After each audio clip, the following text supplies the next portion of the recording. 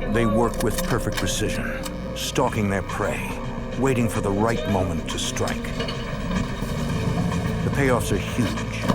Millions of dollars for a few minutes of violent work.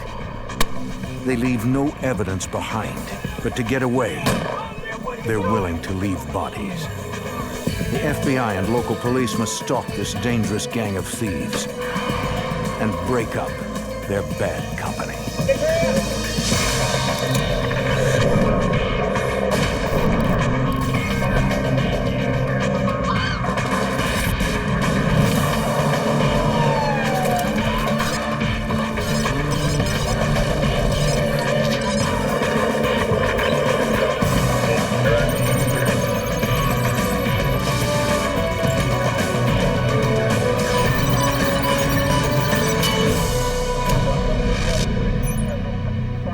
In Boston, FBI agents and local police tracked a gang of robbers who specialized in armored car takedowns. Their MO was familiar. The gang used precise timing to steal millions in cash and burn their getaway cars to destroy evidence. I'm Jim Kallstrom, former head of the FBI's New York office. As the robberies grew more violent, agents launched a complex sting to trap a deadly ring of thieves and shut down their dangerous operation.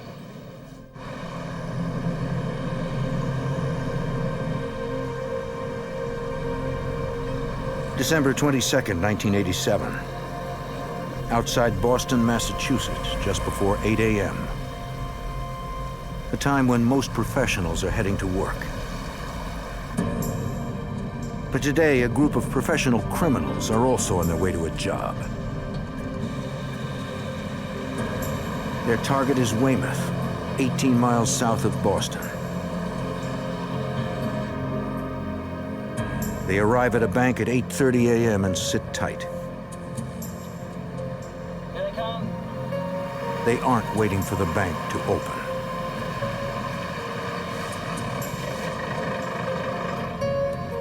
All right, guys, lock and load.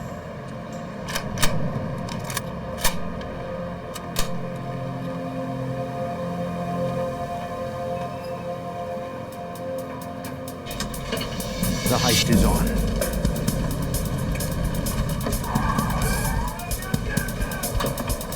See those hands? Hands up! Hands up! Clock! Let's go! Let's go! Give me a key! Let's work on what you hold! Give me the key! Guys, run the clock! Let's go! Go! Go! Go! Let's go! Let's go! Hurry up! Let's go! Gotta get out of here!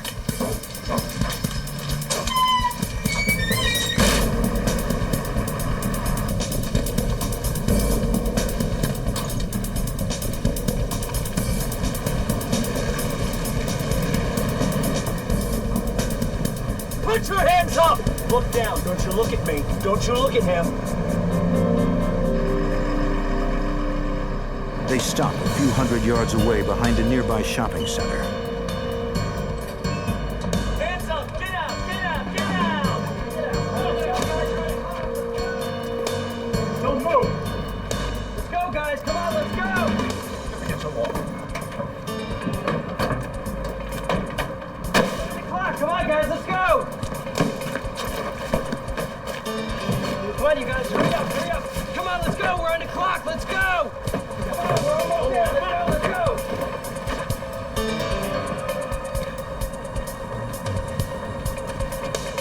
The men get away with over $1 million. It's one of the largest armored car heists in Massachusetts history.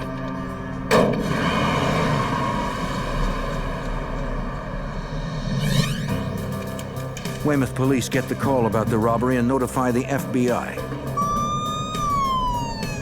Police officers and agents respond within minutes. FBI Special Agent Jim Crawford is among the first to arrive at the scene. I was in that immediate area for unrelated reasons, conducting an investigation. I heard on my radio that there had been a robbery of an armored truck in Weymouth. Upon arriving at the scene, which was just probably a few minutes after the robbery, I proceeded into the parking lot area. I observed several money bags that were left outside on the ground that the robbers did not take with them. That was the most surprising fact that I observed immediately. While investigators are working the scene, they receive a report of a burning blue van fitting the description of the getaway vehicle.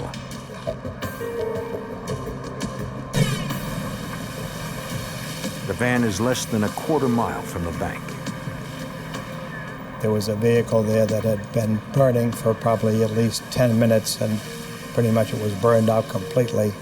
There was no determination of any vehicle identification number. There was nothing of any evidentiary value found in that vehicle. At the bank, forensic investigators comb through the front parking lot where the robbery began. They search for anything the robbers might have left behind, but find nothing.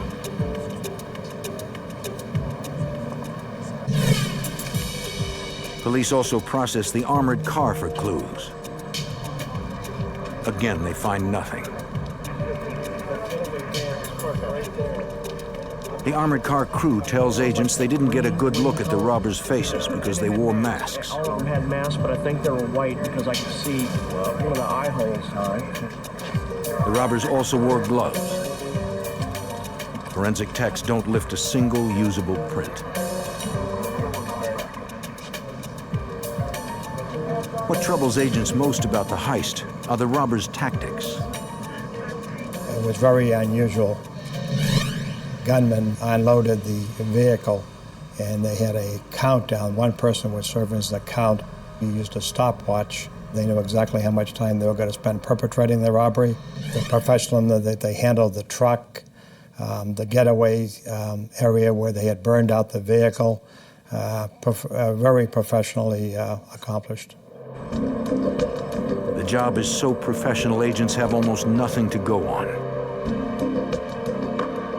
The only clue investigators have is puzzling. I believe they left on the ground over $1 million. These robbers, whoever they are pros. Leaving that much money to stick to a timetable suggests they've done this before. This was the most disciplined, the most training, the most cautious group that I've been involved in with 30 years in the FBI. The agents know this is going to be a tough case to crack. This gang is good, and they probably are not working alone. Usually on this type of professional robbery, it's always looked at the possibility of an inside person. There was nothing to indicate here that was the case. I know the guards had been interviewed during the course of the investigation, but nothing to indicate that they were involved in this robbery. The precision of the Weymouth heist reminds Agent Crawford of the string of jobs pulled over 25 years ago by a legendary Boston criminal named Richie Harold.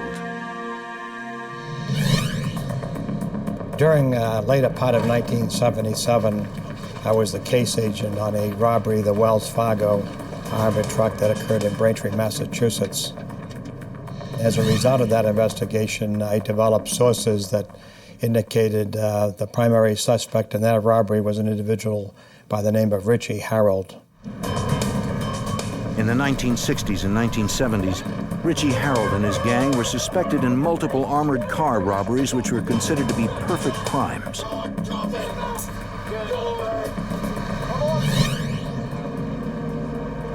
Although no fingerprints are found in Weymouth, Agent Crawford feels Richie Harold had something to do with this.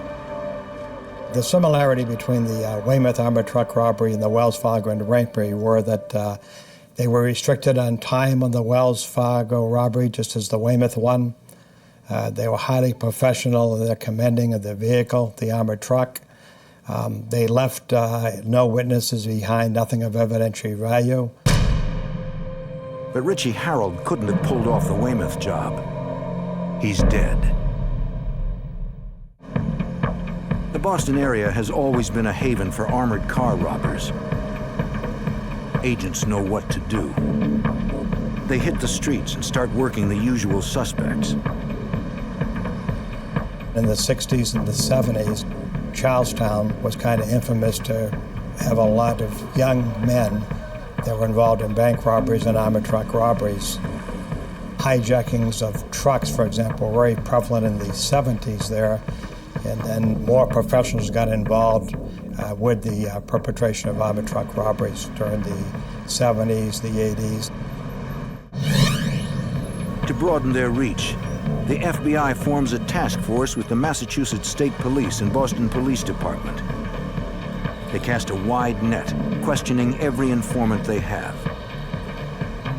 You're really depending on confidential sources to lead you at least the right direction, people that are involved in this type of activity. But the informants don't give the investigators anything. The investigation stalls. And agents know, with a gang this good, it is only a matter of time until they strike again. On December 22nd, 1987, robbers hold up an armored car at a Weymouth, Massachusetts bank and get away with over $1 million. Special Agent Jim Crawford. They were not foolish at all to go buying large purchases or talking to anyone, and they pretty much operated in secret and were well disciplined to stay away from anybody that might inform on them. Despite the task force's best efforts, the trail of the Weymouth robbers goes cold. The task force disbands after a year of hard work. Even so, investigators fear they haven't seen the last of the robbers. I believe that these individuals would strike again. Number one, they were successful. The amounts of money they obtained was very significant. There was no indication to them that they were being closely monitored by the police or the FBI. And it was a matter of time that they were involved in another robbery. Agents worry they will lose more than money if the robbers strike again. The individuals that take the task on robbing an armored truck, first of all, go with the idea that they're going to escape and perpetrate this robbery no matter what they have to do. That would include killing police officers. May 31st, 1989. A year and a half after the Weymouth robbery. At a bank in Fitchburg, Massachusetts, about 60 miles east of Boston.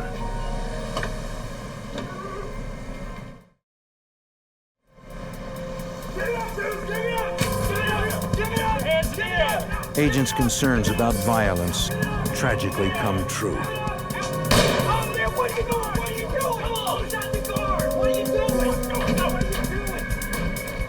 The robbers take control of the armored car in seconds.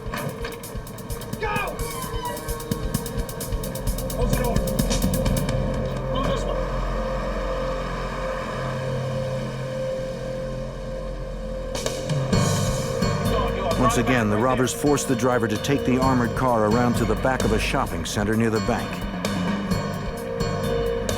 It is the exact same MO as the last robbery, only this time they leave very little money behind.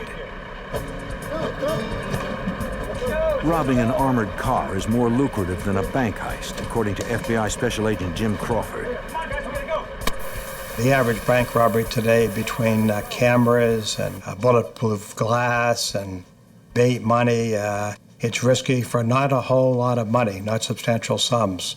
If someone wants to spend the time and training on perpetrating an armored truck, the rewards are far greater. They use a smoke grenade to obscure their escape.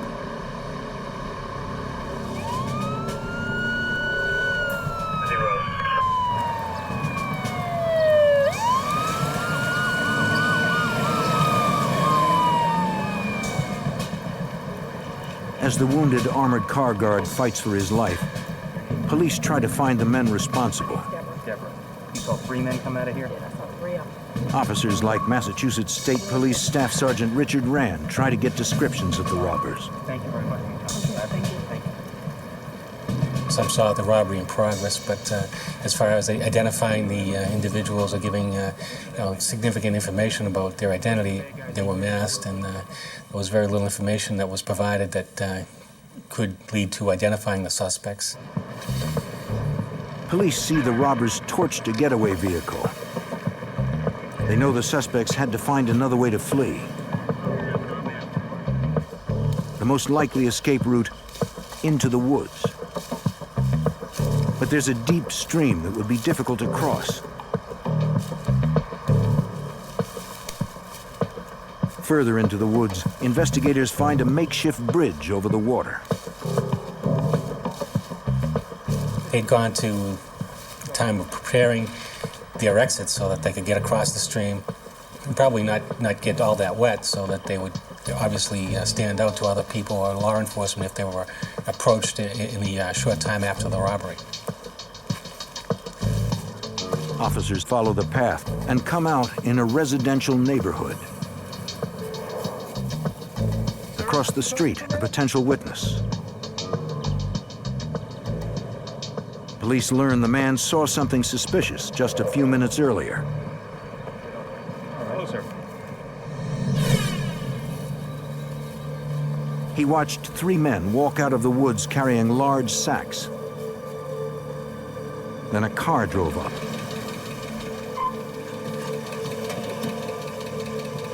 He didn't get a good look at the men carrying the bags, but he saw the driver.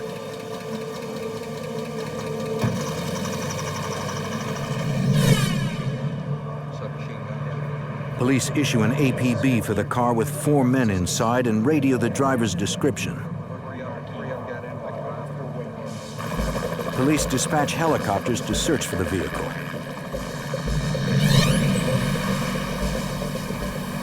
"40 minutes after the robbery, investigators find the robber's car a few miles from the bank.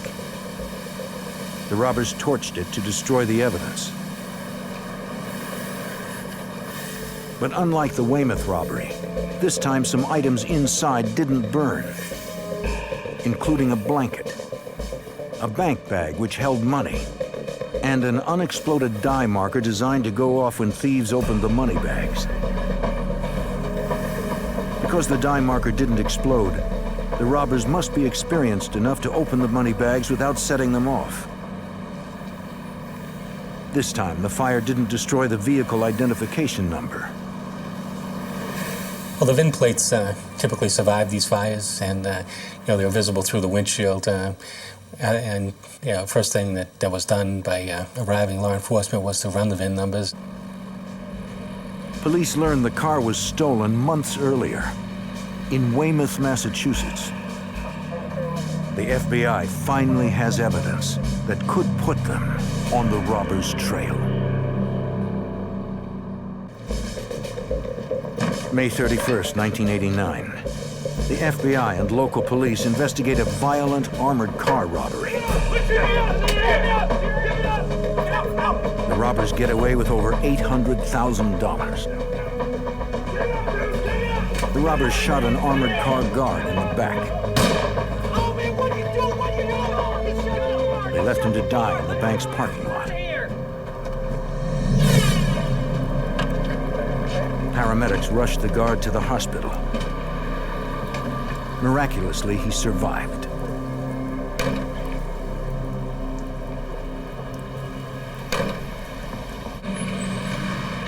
A few miles away from the bank, investigators found a burned getaway car.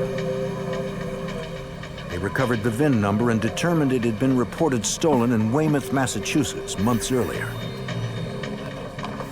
Police found another torch vehicle in the rear of the bank. They believe the robbers also burned it as a diversion. The police and the FBI get a break. They find a flare inside that was designed to start the fire. It didn't burn completely. This car was also reported stolen, but its ignition was intact. At this scene, the evidence helps the FBI. But the wounded guard signals that these robbers are becoming more dangerous. Even with the evidence left behind, Massachusetts State Police Staff Sergeant Richard Rand fears these robbers will be tough to catch.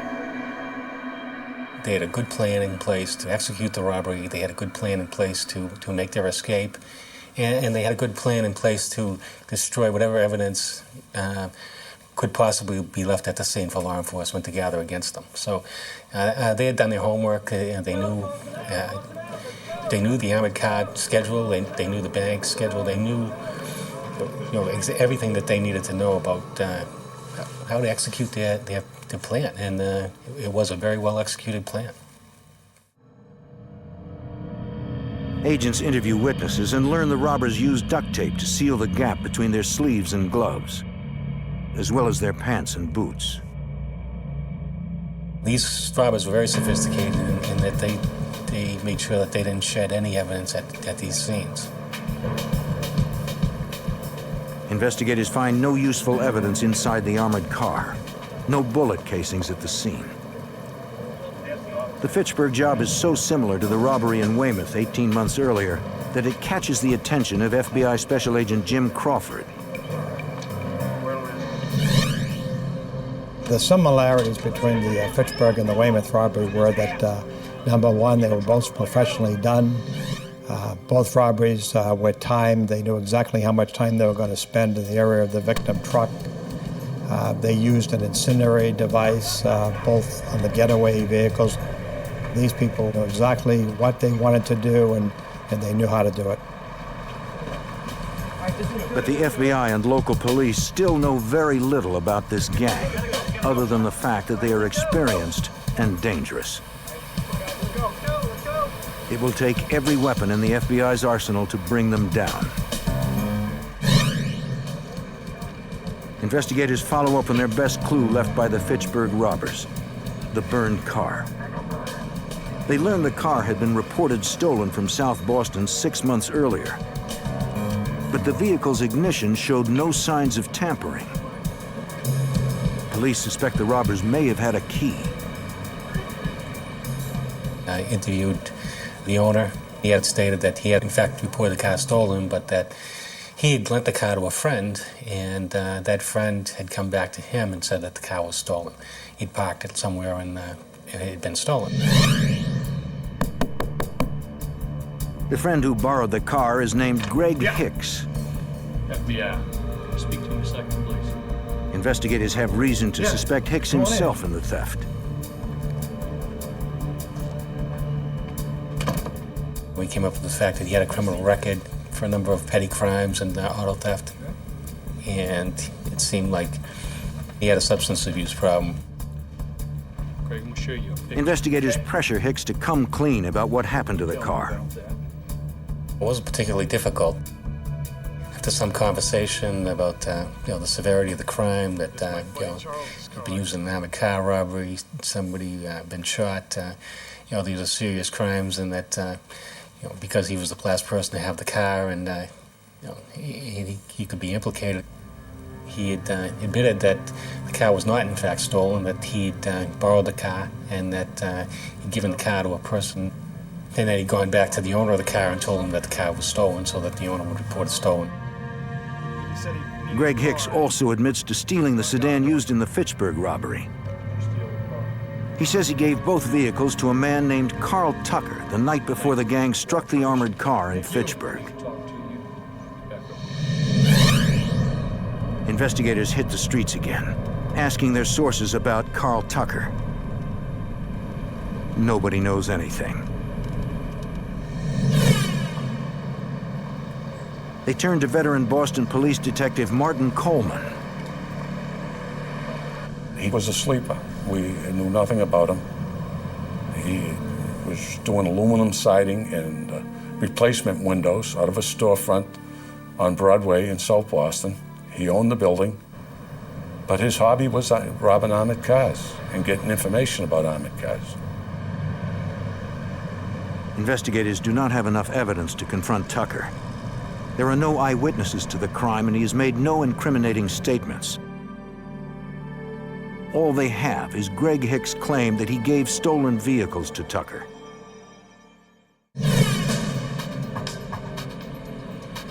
Agents tail him, trying to learn more. We had confidential sources indicate that the persons responsible for these robberies were hanging out at a lounge in South Boston.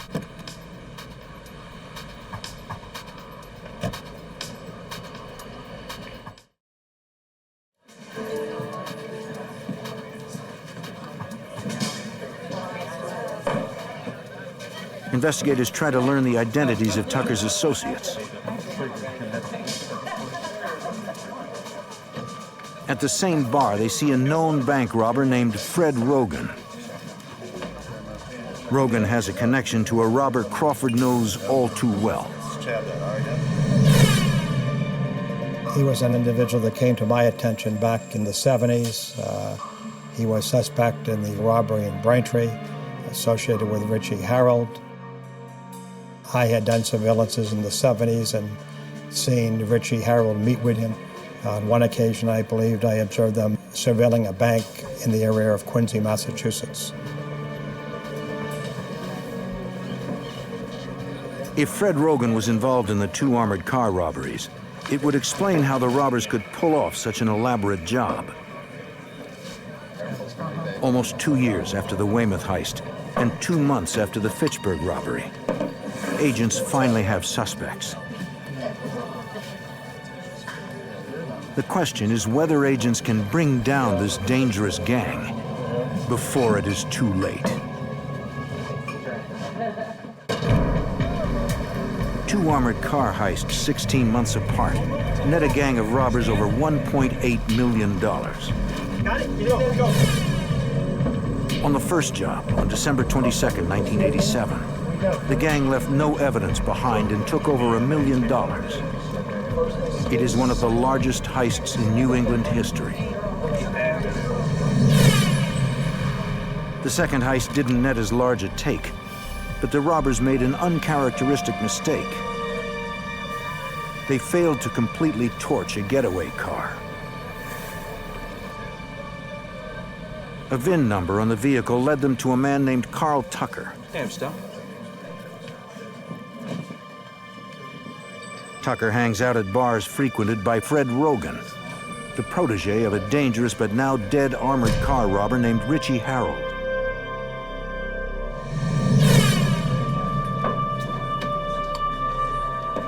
While agents know quite a bit about Fred Rogan, they know very little about Carl Tucker.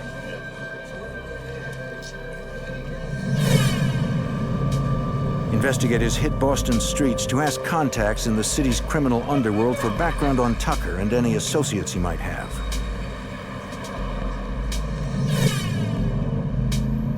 Boston Police Department Detective Martin Coleman is part of the FBI task force investigating the robberies. We had a pretty good idea who was capable of doing these armored car robberies. And it was, as the saying goes, round up the usual suspects, and that's exactly who we started to look at.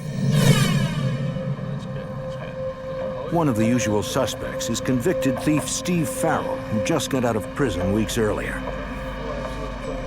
He couldn't have been part of these robberies, but he might know the men who were. He had committed armored car robberies himself. As an employee of one of the armored car companies, he drove off with the truck one day.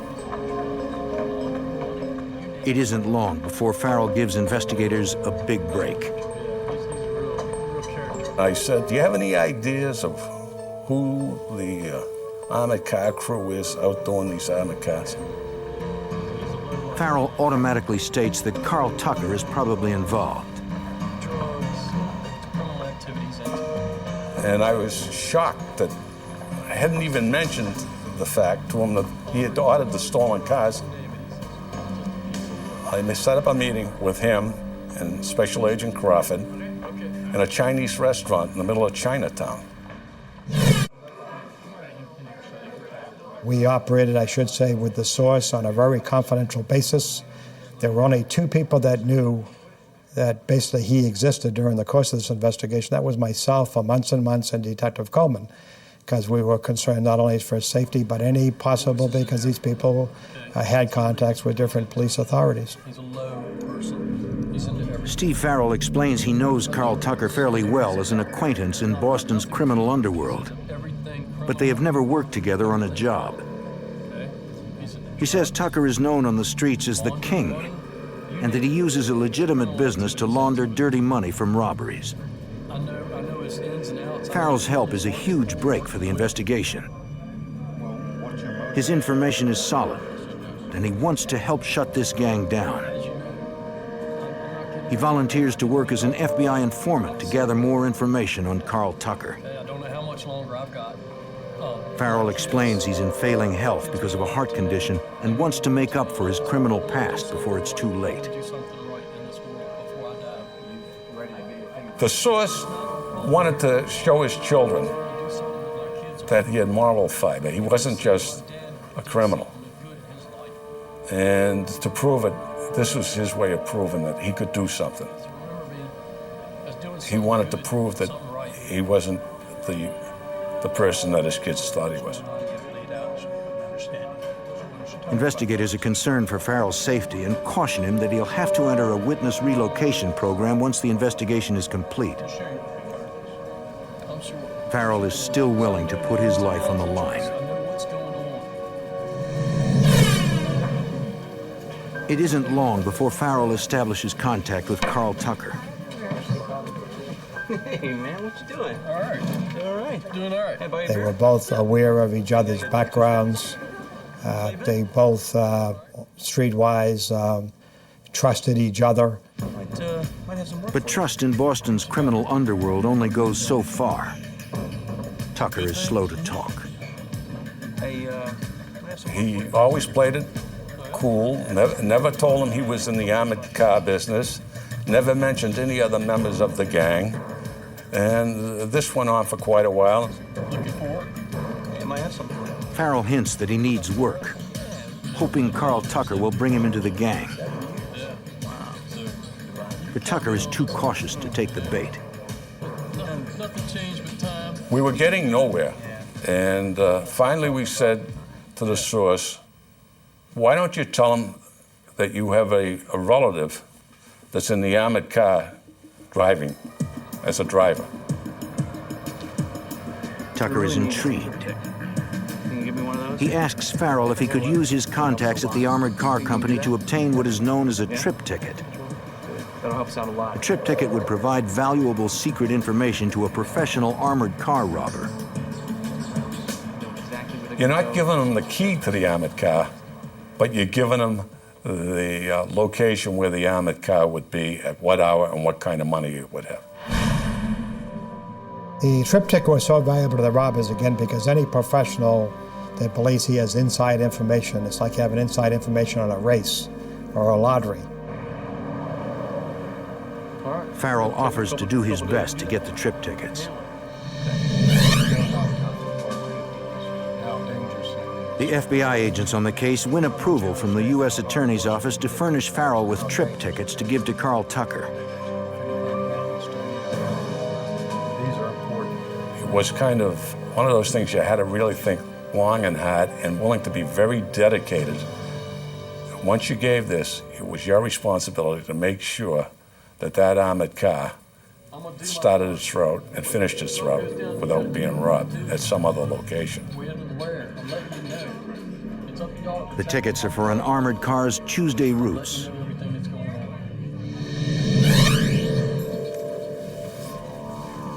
The handoff goes down.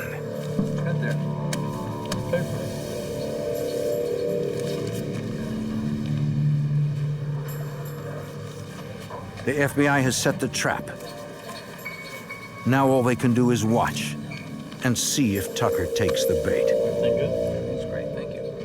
You know how tough it was to get In order to solve a series of violent armored car robberies, the FBI hands a known criminal specific information for an armored car's Tuesday route. It is a big risk, but one they have to take if their informant Steve Farrell is ever to win the trust of the FBI's prime suspect, Carl Tucker. The plan works. With the gift of the trip tickets, Farrell gains Tucker's confidence. Everything good? That's great, thank you. FBI technicians install a listening device in Steve Farrell's car to capture the increasingly open conversations Carl Tucker is having with the undercover source. I'd have to say on this source that he was a natural. Always got direction from the FBI, things that you would want to say, basically not to entrap, that type of instruction, the legal instruction, but he knew the street as well as any seasoned FBI agent. We only take a certain amount of money in a certain amount of time. Carl Tucker begins to open up about his criminal enterprise with Farrell. Splitting it up even. Pretty much. But he is always vague about the exact details of future jobs. Surveillance efforts slowly reveal the identities of Tucker's associates, men the FBI know all about. Men like James Murphy. Jimmy Murphy always claimed he wrote the book on armored cars. He always liked to brag that he was the best armored car robber in the country. Another associate is Michael Habich. Well, Michael Habich was a career criminal. He's been in prison most of his life. He always carrying a gun, a violent criminal, also an armored car robber. Investigators know Fred Rogan is an old pro. He had a history of bank robbery and armored car robberies. He was one of the usual suspects and lived within 200 or 300 yards of the Weymouth armored car robbery.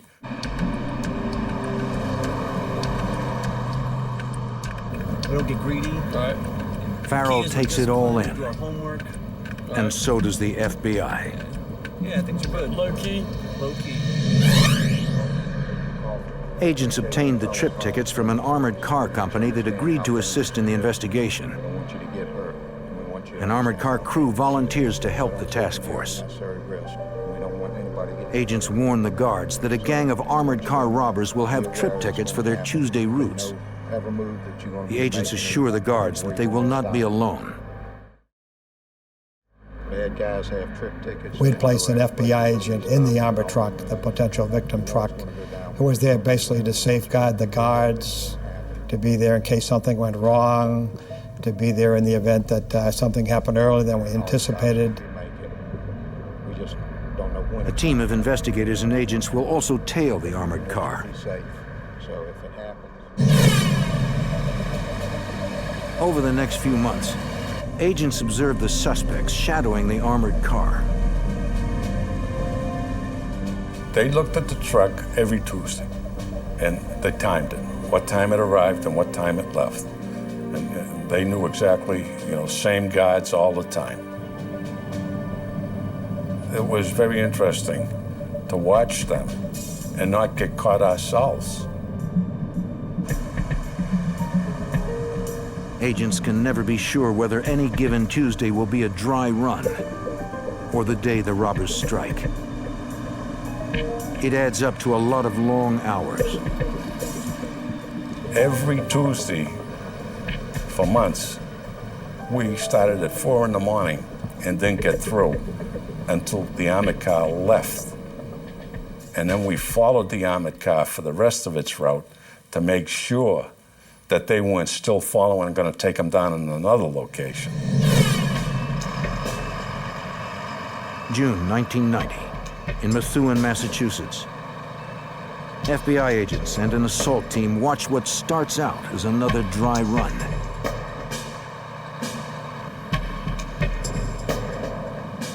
Then, the suspects start to make their move. Go, go, go.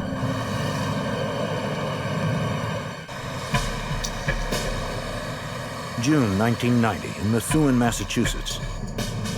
An FBI task force watches a gang of dangerous armored car robbers. The gang spends months shadowing an armored car. An FBI task force believes the men got away with 2 robberies, one in 1987 and one in 1989, that netted them almost $2 million.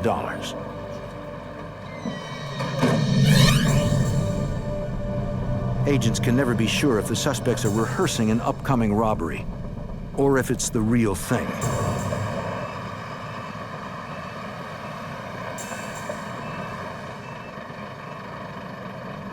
At the bank in Methuen, the gang makes its move. One of the vehicles they were driving made an overt move towards the armored truck. Go, go, go! Based on that, one of the surveillance vehicles followed just for safety purposes. But the FBI task force and Special Agent Jim Crawford discover it's just another dress rehearsal. Being safe comes with a price. Stand down, stand down. Their prime suspect, Carl Tucker, could discover he's being watched. Do a lot of homework too. You know? The FBI has an informant, an ex-con named Steve Farrell, who has earned Carl Tucker's confidence. Through listening devices installed in Farrell's car, agents learn that Tucker was spooked by the Methuen experience. He indicated that he believed that this could possibly be a setup. And our source was reprimanded, did you tell anybody about the activities of this location? Based on that discussion, our source backed off and said, who's to say somebody else didn't mention something? Farrell tells Tucker that they can't work together if they don't trust each other. Get caught trying. Yeah, you're right. Procedures they have to follow. Right? Tucker calms down and later tells Farrell that he and his crew will shift the robbery target to a bank in Abington, Massachusetts.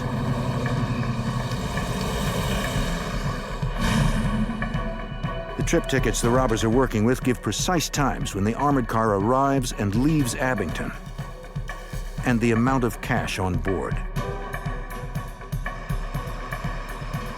When they targeted the Abington, it was believed they approximately had $2 million in that truck on a given run. Over the next several months, the FBI task force watches Tucker and his men stalk the armored car as it delivers money to Abington. The long hours every Tuesday takes a toll on investigators and resources. There was lots of pressure to get this done because every Tuesday, half the office in Boston was out on this case. The surveillance team, the SWAT team, the airplane, everyone was working. Agents are concerned about the expense and fatigue caused by shadowing the robbers. You don't have many people. So they instruct their source to tell Carl Tucker that the Abington Bank is closing its branch, and that on January 9th, the armored car will remove a vast amount of cash. We held that carrot out. It was a solid gold carrot. The bank was closing. It's time to do it. Go ahead. It was which one? It's going to go down tomorrow. And that's the day they're going to do a drive. Agents learn that Carl Tucker is planning a dry run on January 9th, 1991. They're not going to be armed. They're not This could be the dry run that turns into a robbery.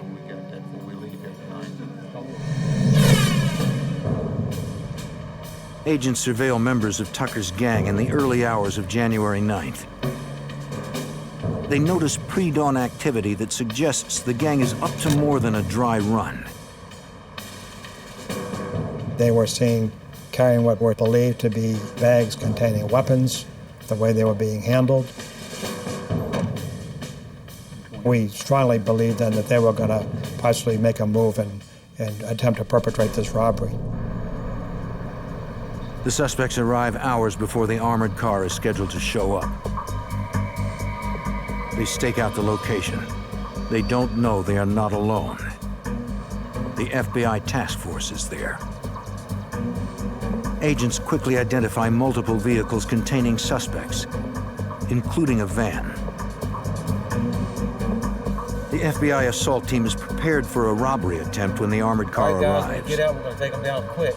There was high risk involved basically on apprehending these people. We believed they would be armed based on prior history. But by 10:30 a.m., the armored car still has not shown up. It's running behind schedule, unusual in the armored car business.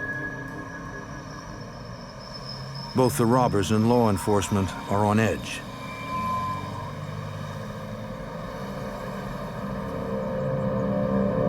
Then, The robbers discover the surveillance effort and attempt to flee.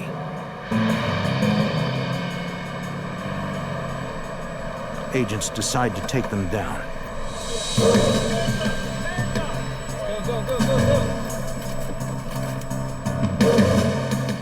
The task force converges on all the suspects' cars at once.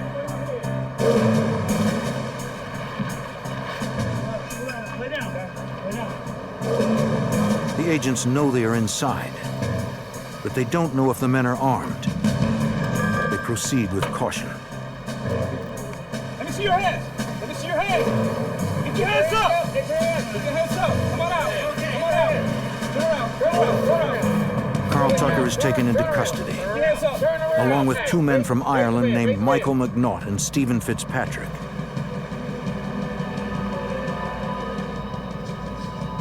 The old pro Fred Rogan had been standing guard outside a van. Hold it right there. He tries to walk away by acting like a bank customer. But the ruse doesn't work. Inside the robbers' vehicles, investigators find several items that prove Abington was definitely not a dry run. Ski masks, police scanners, smoke grenades. The van had enough items to start a small war. The armored car finally arrives nearly a half hour behind schedule. Agents asked the driver why the armored car was so late. We got stopped for speeding by the state police, he said. And then, what did you say to the trooper? We told him we were on our way to get robbed. And FBI was waiting for us. The trooper didn't believe them and gave them the ticket. In the end, all of the participants in the attempted armored car robbery in Abington were convicted.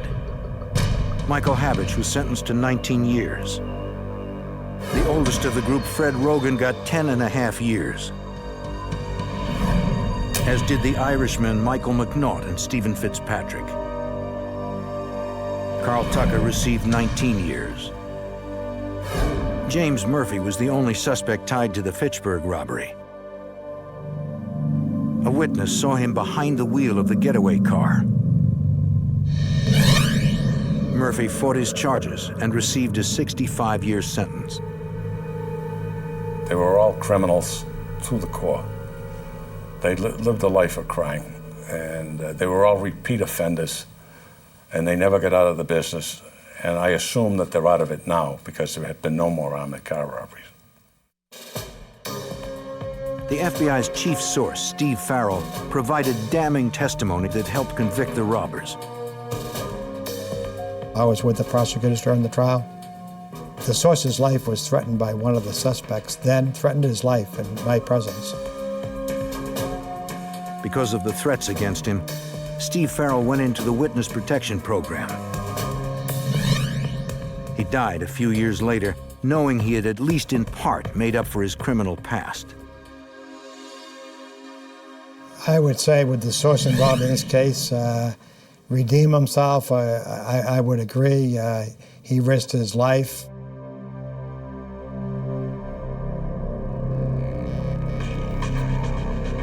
FBI investigators were never able to charge anyone with the Weymouth robbery. But if the Abington robbers perpetrated the job, it was a crime that came with a steep price. Each of them will spend at least a decade in prison.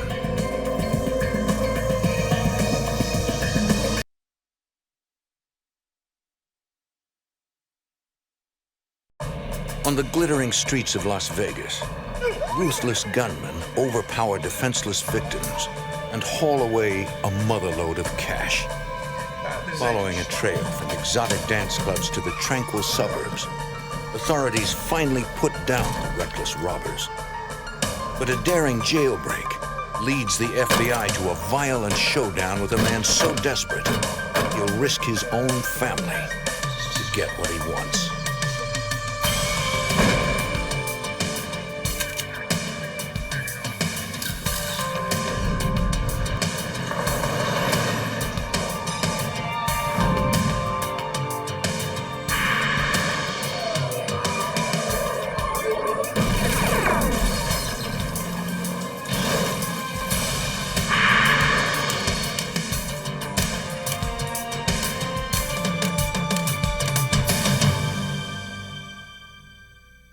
Las Vegas, a gang of robbers target an ATM repository and hit the jackpot.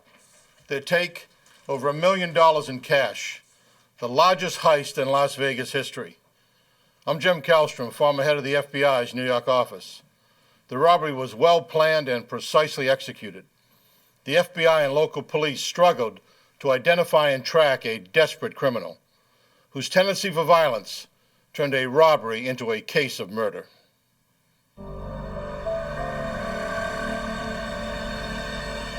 Las Vegas, a gambler's paradise, where even criminals sometimes try their luck. On the night of December 21st, 1998, a Las Vegas couple and their 18-year-old sister-in-law prepare to go to work. The family owns a janitorial service that cleans commercial buildings. Suddenly, two masked gunmen rush up and force them inside their own van. For the cleaning crew, an ordinary workday has just become a night of terror. The gunmen blindfold and tie up their three captives.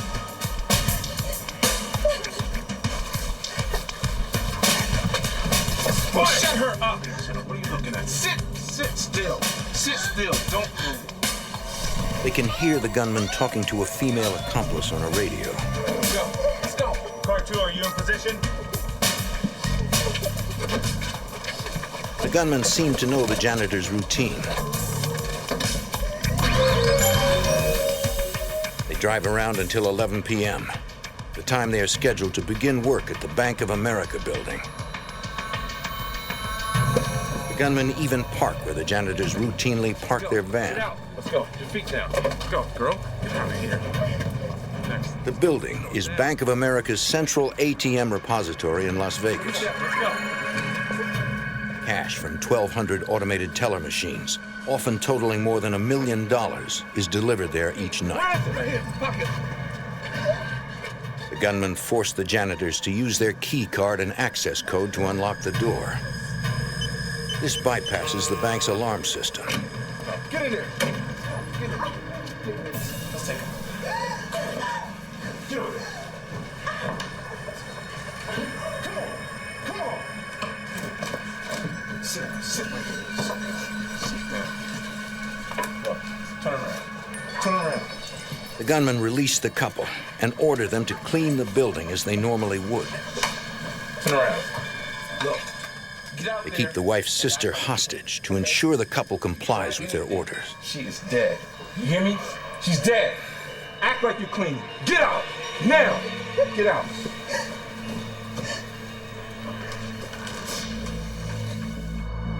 At 11:30 p.m., an armored car arrives to pick up the night's cash deposit. Following a standard security protocol, the two guards first call the bank security company to ask if there have been any unauthorized entries. We're checking out the parking lot, the only thing. The alarm company reports that the only people inside are the janitors.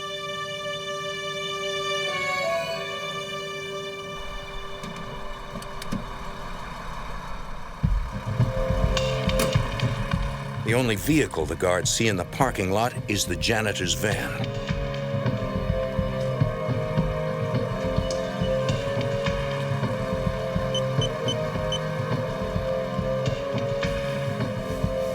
Inside, everything seems completely normal.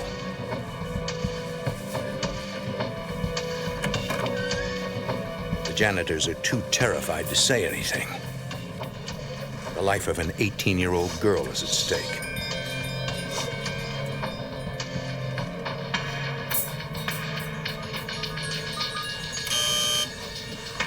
The guards open the vault containing $1,088,000.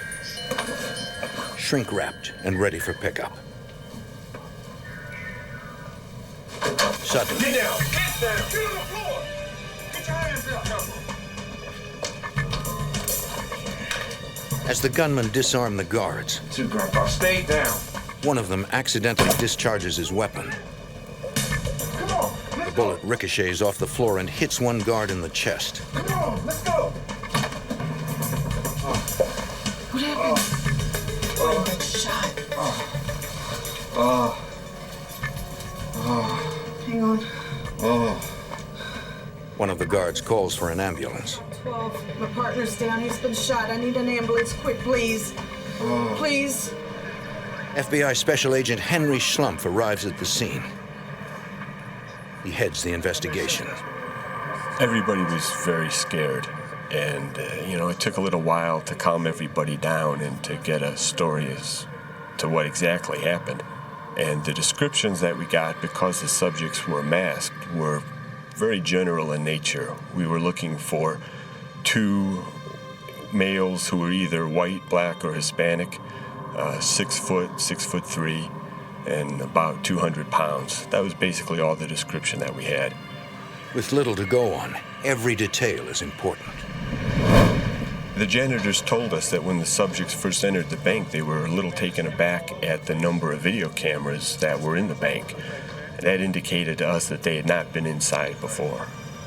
This suggests that the robbery may not have been an inside job.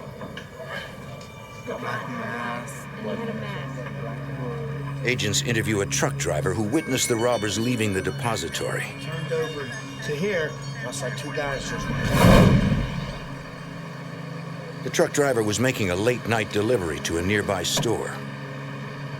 He saw 2 men run out of the depository and throw some bags in the back of a white Chevy S10 pickup truck. and they just took off in that direction. Authorities begin searching for the getaway truck. I put out the announcement for all responding units to look for a white Chevy S10 pickup truck. It wasn't very long after that the vehicle was found about a quarter of a mile from the depository, just parked on a residential street. Investigators run the truck's plates. Ironically, the truck is a police maintenance vehicle that was stolen from a Las Vegas Metro Police lot 1 week earlier. Investigators begin questioning neighbors, including a woman whose home is closest to where the truck is parked. She hadn't seen anybody get out of the pickup truck, but earlier in the evening, there had been another truck parked in the same place. And she described that as a white GMC dually, which is a pickup truck with 4 wheels on the back axle. Agents believe the woman saw the robbers switch vehicles, a common MO for bank robbers.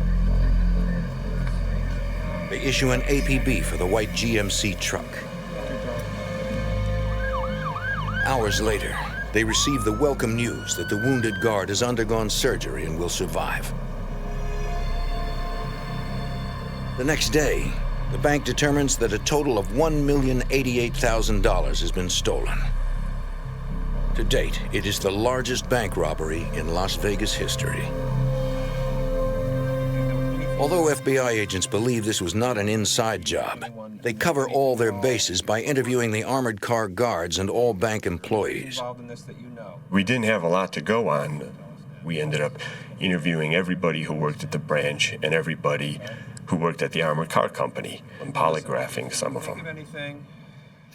Although agents do not find any new information, they do rule out the employees as suspects. Thank you. The subjects who committed the robbery could have found out everything they needed to find out by following the armored truck around and following the guards around. And we surmised early on that that's probably exactly what they did. With the investigation running out of leads, executives from Bank of America and the Armored Car Company decide to offer a reward for information leading to the arrest and conviction of the robbers. Agent Schlumpf advises them on how large the reward should be. And I said $50,000, which was quite a lot for a bank robbery, but we were going to need to generate some public interest in this case. Agents ask local authorities for their cooperation. We notified the airport that we were looking for someone carrying large amounts of money. We notified all the jails to advise us if anyone tried to bail someone out with large amounts of cash. A week after the $1 million robbery, the FBI receives a call from security at Las Vegas's McCarran Airport. they had gotten a telephone response from someone asking if large amounts of currency would set off the metal detectors. And they took the number down on caller ID and gave it to us. Investigators use a reverse telephone directory to find the caller's address. Agents set up surveillance on that address, a home in the suburbs of Las Vegas. There were people going in and out of the house about every half hour. Someone would arrive and someone else would leave. But it's curious, and I'd kind of like to know what's going on.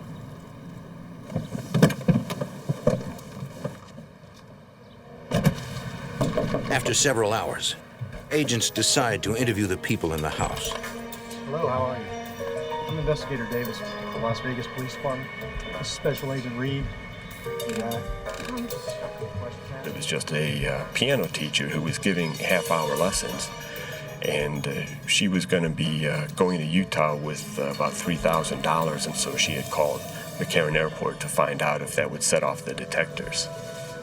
The lead is a dead end. Agents are back where they started. But later that day, a woman responding to the reward poster calls the Las Vegas Metro Police. She claims to have key information about the bank robbery. So tell me about this stripper friend of yours. Her name's Jennifer. The tipster tells agents about a dancer she knows who works at a local strip club. Fuzzy Bottom. Over on Tampa. Her name is Jennifer Arden. She says Jennifer has been spending a lot of cash lately. He was able to give us a telephone number. We traced that number to a rented trailer. The FBI sets up surveillance on the trailer. Agents watch for any clue to the identity of the two gunmen or the location of the stolen $1 million. In a matter of minutes, a white GMC truck pulls into the driveway. It's the same make and model the robbers used as their getaway vehicle. Agents run the license plates. According to the Department of Motor Vehicles, the truck is registered in Las Vegas to Timothy Blackburn.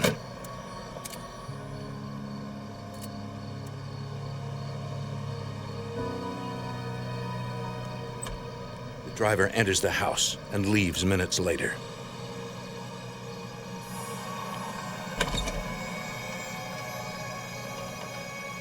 The surveillance team immediately notifies Agent Schlumpf.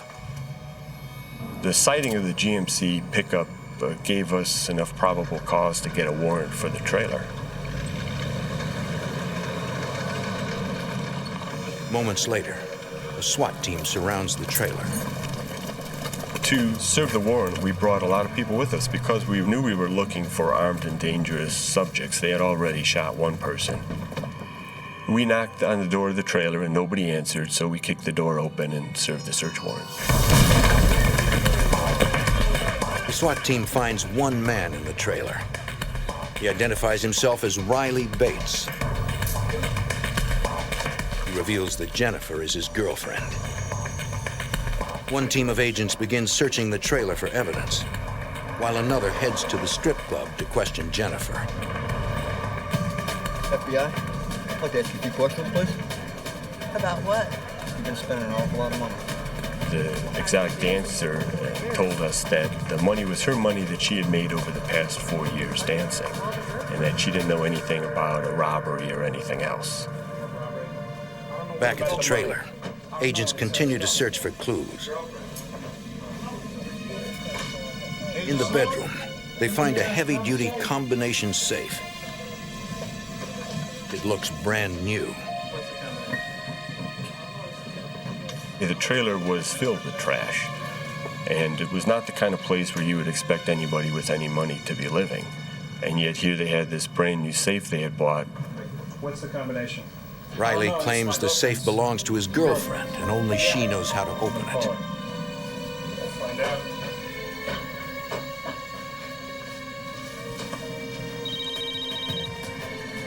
Agent Durham, may I help you? Jennifer, what's the number to the combination of the safe in The your cell? agent asks Jennifer for the combination. It's not my safe, it's my boyfriend's. But It's not she my says safe. Riley How would I has know it. the combination? Did you hear that? She said she doesn't know what the combination to the safe is. The safe belongs to her boyfriend. So we go back to Riley Bates and tell him that his girlfriend said he had the combination, so then he told us the combination. Yep, that's it. Inside the safe, the FBI finds $50,000 in cash and bags of marijuana. I told you, man, I was selling pot. I told you. Riley insists that he made the money by selling marijuana and claims he knows nothing about the robbery. Agents strongly suspect he is lying. But with over $1 million missing, where is the rest of the money? Las Vegas, December 1998. A team of violent bank robbers shoot an armored car guard and flee with more than $1 million. A tip leads the FBI to a rented trailer and a brand new safe containing $50,000. Bunch of cash in here. Jennifer Arden, an exotic dancer, claims she earned the money dancing. Her boyfriend, Riley Bates, says he made the money selling marijuana. Now agents must find the rest of the money. Come on, let's get it. Over $1 million in cash. The FBI calls in one of their top interviewers, Special Agent Brett Shields, to try to get the truth from Riley. Where's that money from? You're getting a lot of trouble here. We tried to remove him from his comfort zone and took him out to my car where he's a little bit more on edge rather than at the comfort of his own home. Yeah. You're gonna get in a lot of trouble here. Yeah, Riley Bates was a shifty little guy. He knew he was in a tough position because we'd found the money in the trailer. He tried to maintain that it was profits from the marijuana that was found in the safe. It wasn't believable that he was that successful and he's still living in a single wide trailer. You're gonna be in a lot of trouble here, you know that? I don't know what you're talking about. We had gotten convinced that we can help him out on the marijuana charges and he doesn't want to get tied up into the $1 million bank robbery. He said, I didn't commit any robbery. So now Agent Shields and I know, we're probably about 2 questions away from finding out who did. So we said, okay, Riley, you didn't commit the robbery, but I believe you know who did commit the robbery. And he said, my brother Robert and his friend Tim. It's my brother and his friend Tim. Really? Yeah. Well, where is Tim right now? I don't know where they are right now. Riley claims that he doesn't know where his brother Robert is. Where are they? But I don't know where they are. But inside the trailer, agents find gaming chips and receipts from the Luxor, a casino on the Las Vegas Strip. So we sent a couple agents to the Luxor, and they contacted management, and sure enough, Robert Bates was staying there.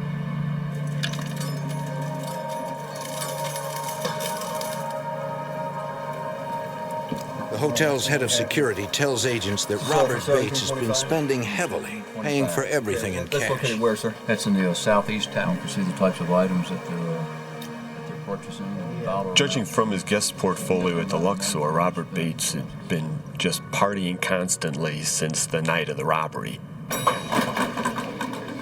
The 2 agents stake out Bates's hotel room until he returns. He was on some kind of drugs. There's no point in trying to interview someone if they're stoned on whatever he was on. Bring your hand back, Mike. Inside Bates's hotel room, agents find drugs, a gun, and $5,000 in cash. With nearly $1 million still missing, agents now concentrate on the second suspect named by Riley Bates, his brother's friend, Tim Blackburn. We set up surveillance on Timothy Blackburn's house. So we had police and FBI agents surrounding the house. They decide to approach Blackburn, but proceed cautiously. He's been investigated for armed robbery in the past and is considered highly dangerous. Tim Blackburn was about 26 years old, 6'3", 230 pounds. He was a martial arts expert, and he liked fighting, and he liked guns. He was an accomplished marksman. FBI's criminal apprehension team moves into position. Special Agent Castle Nishimoto is a member of this elite tactical unit. My job was to watch the streets. I knew he was armed, but I wasn't particularly scared at that point because I felt confident that I would be able to spot him, and from where I was watching. The agents were just approaching the house to make contact with the people inside when a car comes driving down the road. The SUV suddenly accelerates towards the agents.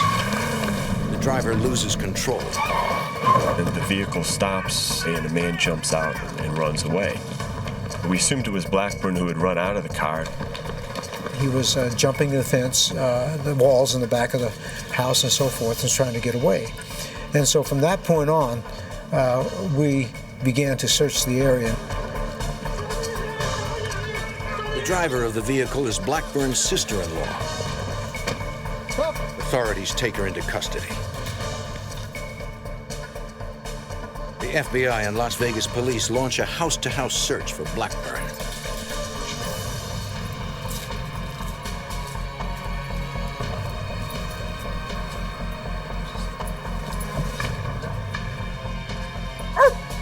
Two blocks away, a canine unit picks up the fugitive's scent. Captain, come on out!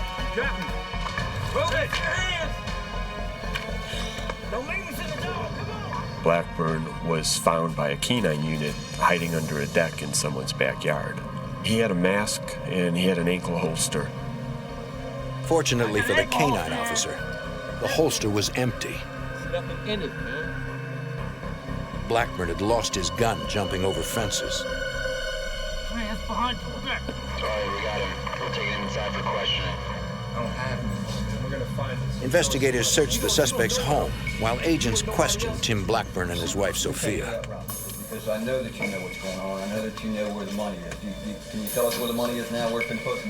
They offer Blackburn a reduced sentence if he will admit to the robbery. I don't have any money.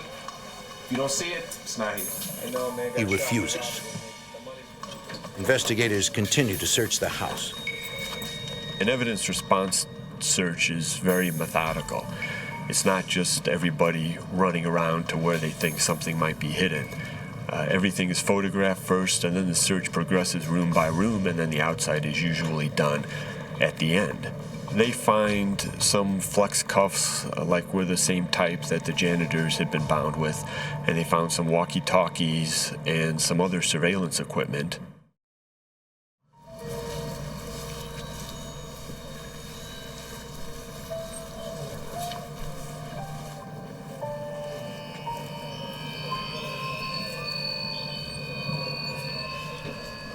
I got something here. Early that morning, in Blackburn's backyard, they find several duffel bags inside the doghouse. I just couldn't believe that he put the money in the doghouse. And then on second thought, I thought, well, maybe that might not be a bad place to put the money, since nobody looks there. It's just an innocuous place. Investigators recover more than $900,000, 90% of the stolen money. It took about 10 hours to count it. So by 4 o'clock that afternoon, we knew we had the money from the Bank of America robbery. The U.S. District Court charges Tim Blackburn and Robert Bates with bank robbery, kidnapping, carjacking, and using a firearm in the commission of a violent crime. They are held at the North Las Vegas Detention Center. But the FBI's work is unfinished. They believe that Blackburn and Bates were not working alone. We knew that there was probably someone else involved in the robbery, that it was too much logistically for only two people to do. You know, your husband was... Agents suspect Sophia Blackburn might be involved because her story does not seem credible.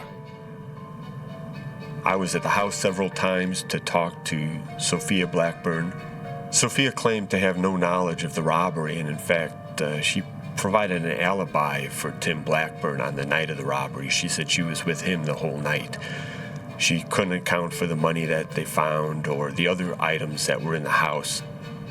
She was worried because her husband was in jail and she had 2 young daughters to raise herself. So she was claimed to be cooperative, but she would have these stories that were in no way even close to plausible. But that's what she was going to stick with. And, there was not going to be really any way to talk her out of them. There was no way that she was ever going to give us any information that would implicate Tim Blackburn.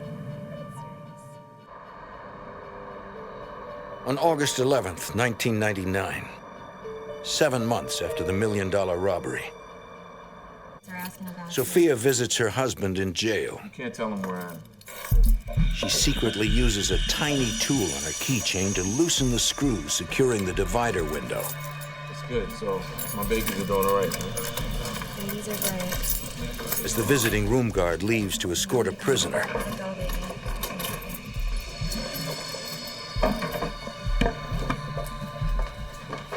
Blackburn removes the bulletproof glass.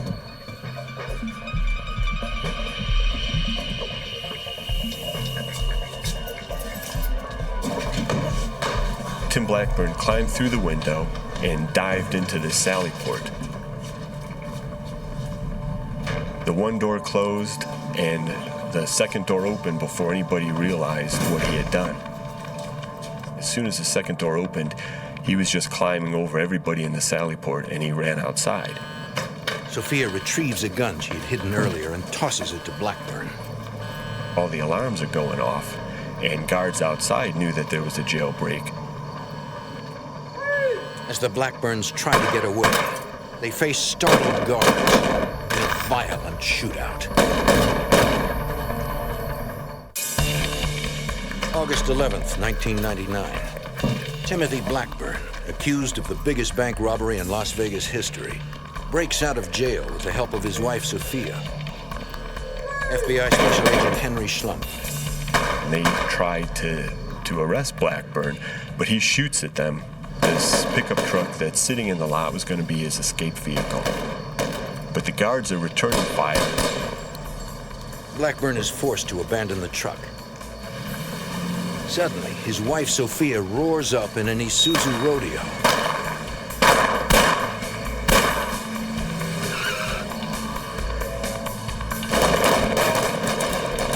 In a matter of seconds, they are out of range.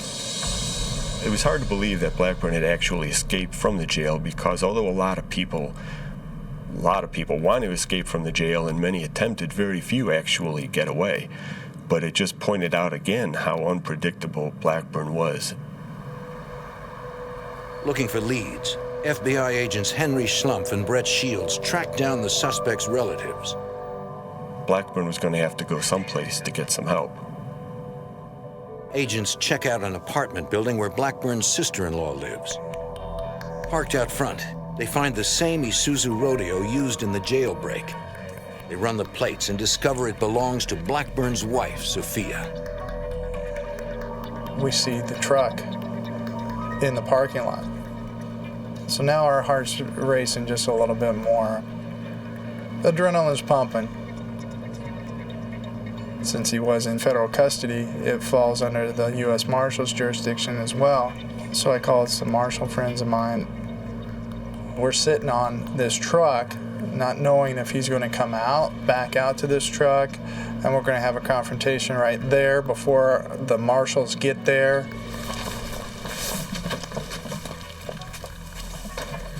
After a few tense moments, U.S. Marshals arrive to help FBI agents raid the apartment. Step outside.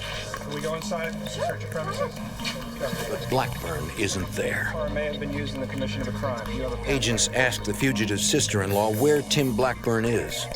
She says she doesn't know. This could be extremely. They ask why Sophia's Isuzu is there and not her own car, which authorities know as a Nissan Pathfinder. I'll be a bed for you. She claims it's in the shop, but her story does not check out. Agents suspect Blackburn is on the run with her Pathfinder. Can you tell us where it is? No, I have no idea where it's at. For the next week, the FBI searches for Blackburn, his wife, and their 2 little girls. They come up empty. Then, 9 days after the jailbreak, A Las Vegas police helicopter spots a Nissan Pathfinder parked in the desert. A family of 4 is nearby. The FBI and Las Vegas police arrive in force. Now we have no shot. Special Agent Castle Nishimoto leads the FBI SWAT team. We were located on a ridgeline, quite a bit above them, and there was a valley between us.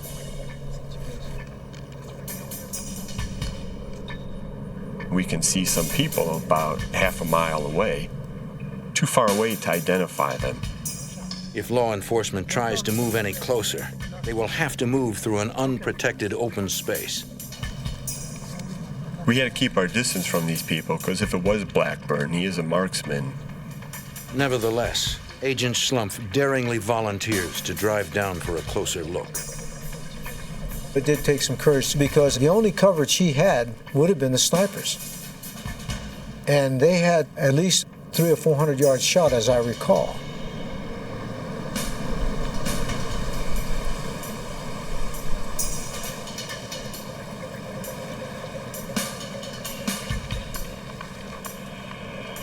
As Agent Schlumpf gets nearer, he can finally make out faces.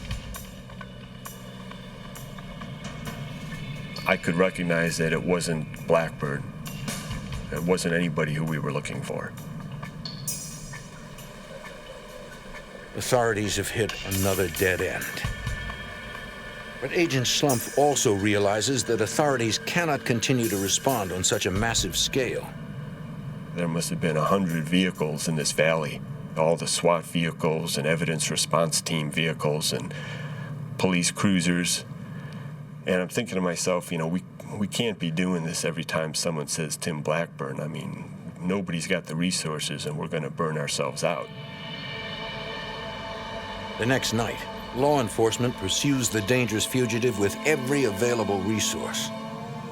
We had about 40 agents, police, marshals, Henderson Police Department, detention center people. We got everybody together, and we divided up into teams, and what we were going to do was interview every one of Blackburn's associates, search every house, find every vehicle that he could possibly have access to.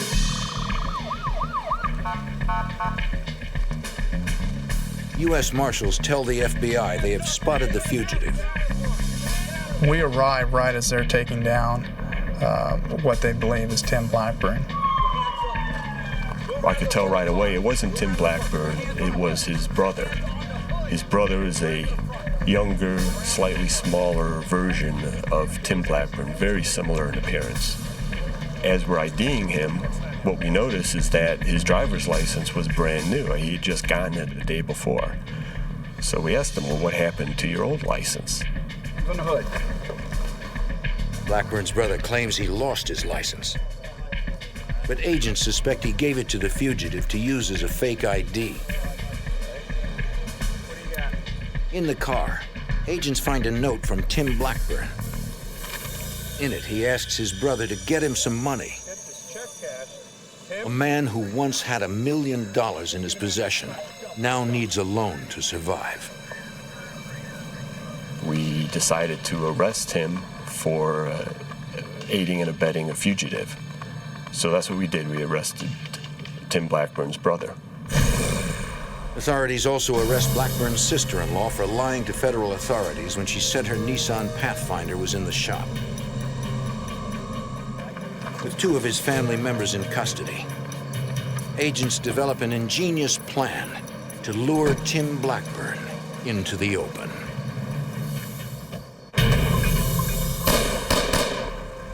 In Las Vegas, a violent bank robber breaks out of jail with the help of his wife. After 3 days of eluding authorities, agents decide to turn up the heat on the dangerous fugitive. One of the people we wanted to talk to that night was a close friend of Blackburn's who worked as a bouncer at a local gentleman's club. Most people who knew Blackburn either liked him or were afraid of him. And neither opinion was really conducive to providing information to us. His friend was really no exception. He didn't want to tell us anything, but eventually what he told us was that Tim Blackburn had called him at the time he was escaping. Blackburn had called up and said, I'm out, and this friend could hear the sirens and stuff in the background. You're the last guy that we know. So I told this friend, you are the last person who Tim Blackburn talked to that we know about, and I think he's going to call you again. And when he does, we want you to tell him that we've arrested his brother and that the people who have assisted him are going to have to pay for what they did to help him. This putting pressure on Blackburn was an effort to try to get him to realize he couldn't really escape, to get him to turn himself in wherever he was at. The next morning, this friend called me up and told me that, sure enough, Tim Blackburn had called him again and that he had told him that I'd arrested his brother and his sister-in-law. And, I asked him what did Blackburn say, and he just said he was mad. 2.5 weeks after the jailbreak, FBI agent Henry Schlumpf learns that Blackburn may have returned to Las Vegas. I got a phone call from a Las Vegas SWAT officer. He had just met someone who gave him some information regarding Blackburn's whereabouts in Las Vegas, which to my mind was doubtful. I doubted Blackburn was in Las Vegas. But I asked the officer to ask this fella if he knew the names of Blackburn's daughters. And sure enough, this informant did know the names, so at least we knew he did know Blackburn. The informant claims Blackburn is staying at a motel that caters to long-term guests. Agent Schlumpf and 2 Las Vegas SWAT officers rush to the location.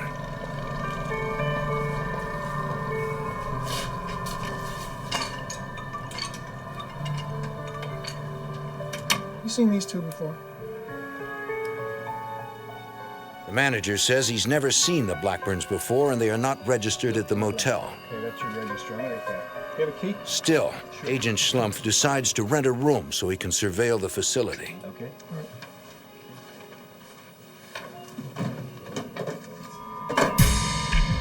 SWAT officers call in the license plates of every vehicle in the parking lot. None of them are reported as either stolen or owned by any of Blackburn's relatives. The motel tip is beginning to look like another false lead. The FBI does not give up. They begin checking every apartment. So what we decided to do was to perform a ruse. We would have a complex security guard just start knocking on doors and notifying the residents of noise complaints. I'm there watching, and the door opens, and Sophia Blackburn comes out to talk to the guard. I couldn't believe it. There she was. She looked happy and smiling and well-rested, better than I'd ever seen her. She did not look like she'd been on the run for 17 days. Suspecting that Blackburn is hiding in the apartment, Agent Schlumpf calls for immediate backup. The criminal apprehension team in Las Vegas SWAT arrive within minutes. SWAT responded right away. More agents came, and a lot of patrol units, marshals came. And what we did was we started evacuating the complex. Every apartment was evacuated except, of course, for the one where we thought Blackburn might be. And then we did what we do in 99% of our fugitive cases. Our criminal apprehension team placed a call into the apartment. I need to talk to Timothy Blackburn. What they do is they tell the person in there, look, we know you're there, you're surrounded, there's no way that you can get out, so come on out. Look, we just want to find a nice, peaceful way to end this whole thing. So I'm waiting for Blackburn to come out, and I'm deciding, where are we going to take him? Back to the jail he escaped from or to a different facility? And that was my mindset. If he was in there, he was going to come out. But he doesn't. Agent Slump, he wants to talk to you. The apprehension team person was on the phone, and she says he wants to talk to you. Hello, Tim. And sure enough, it was Tim Blackburn. And my job was just to keep him talking on the phone, because as long as he's talking on the phone, he's not shooting anybody.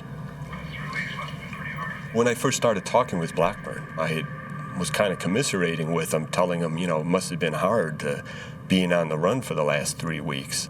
Hey, I took the kids to San Diego. Have you ever been So to San here he Diego? was, maybe 10 minutes from Mexico, and he didn't go there. He came back to Las Vegas. Agent Schlumpf cannot understand why Blackburn has returned, but is even more concerned that his children may be with him. Why don't we just talk about... Then his worst fears are realized. He hears the 2 little girls laughing in the background. There's children inside the room. Repeat, there's children inside the room. The SWAT team set up outside the apartment, and they were there to initiate a hostage rescue if Blackburn turned violent and started hurting any of the people in the apartment, Sophia and their 2 little girls. He says, Henry, I don't suppose you can just let us go. And I told him, I can't do that. I'm not going back to jail, man. I'm not going back to jail. Look, I don't want my kids to visit me in jail. Tim was set on not going back to jail. He said he just wasn't going to go back. And, after shooting a guard, there's no way any of that is going to go away. Schlumpf worries that Blackburn may be suicidal. Hey, Tim, it's time to come in, buddy. Authorities now face a dangerous scenario. A hostage barricade situation involving an armed man, his wife, and 2 small children. Look, I'm not going back, man. That's just it. I'm not going back to jail. I'm not going back. The FBI and police SWAT teams surround a motel just off the Strip in Las Vegas. A violent bank robber has barricaded himself inside one of the apartments.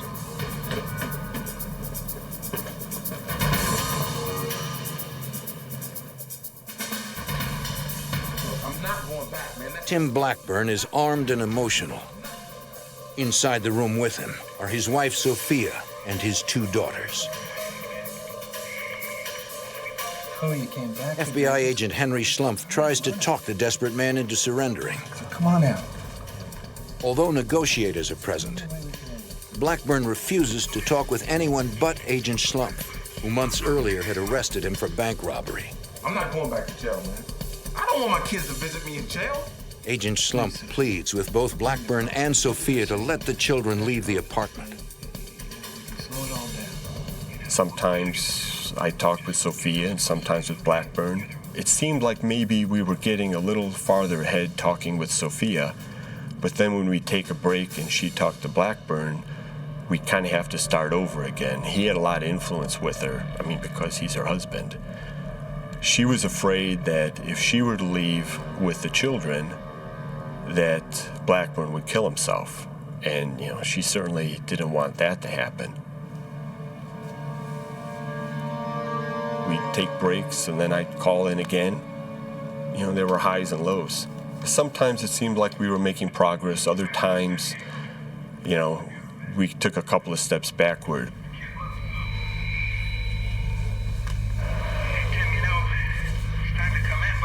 So, Henry, what's the best place to shoot myself in the head, huh? He asked me what I thought would be the best place for him to shoot himself. And I told him that we had a lot of other things that we could talk about and try to work out before it came to that. How are the kids doing? Blackburn says he put his daughters in the bathtub to protect them. For their own protection. But the SWAT commander is concerned. Confining them could also be the prelude to a murder-suicide pact.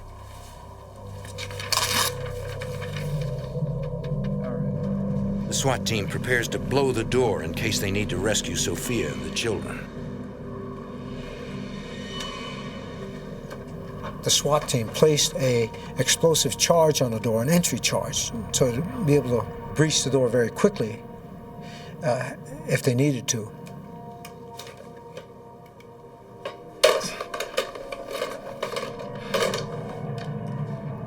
After 4 long hours of negotiation,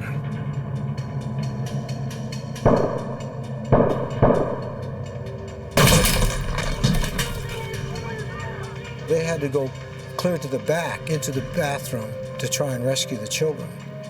And in this case, seconds, fractions of seconds count.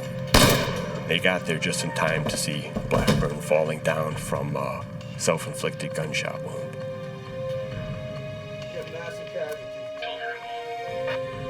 they find Sophia dead. Both the children have been shot in the head and are barely alive. I saw them running very quickly to try to save the children. The SWAT team got them to the paramedics, but they died in their arms.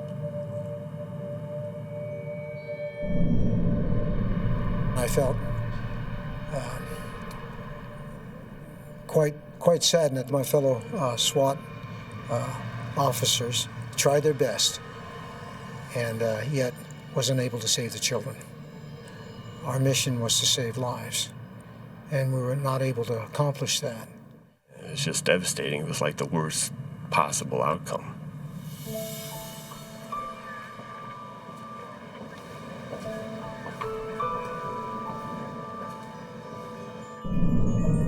The coroner later determines that the shots that killed Blackburn, Sophia, and their two little girls were all fired by Blackburn himself.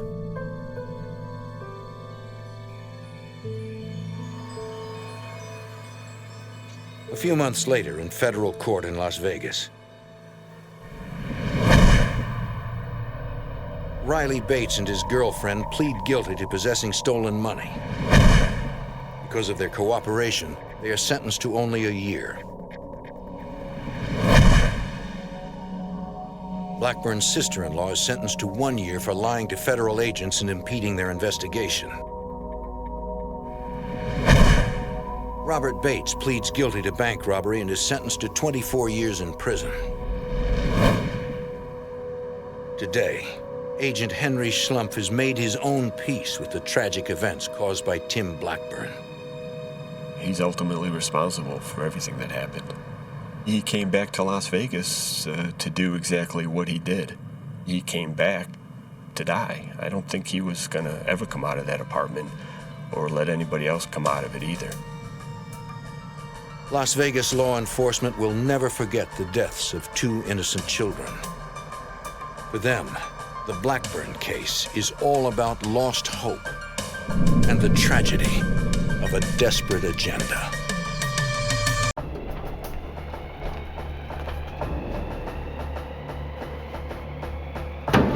In Arizona, a shipment of money vanished into the high desert along with the two men hired to guard it. The FBI didn't know if the guards were participants or victims of an ambush. Answers lay somewhere in Arizona's vast northwest territory. FBI agents struggled to piece together scattered clues to reveal the truth.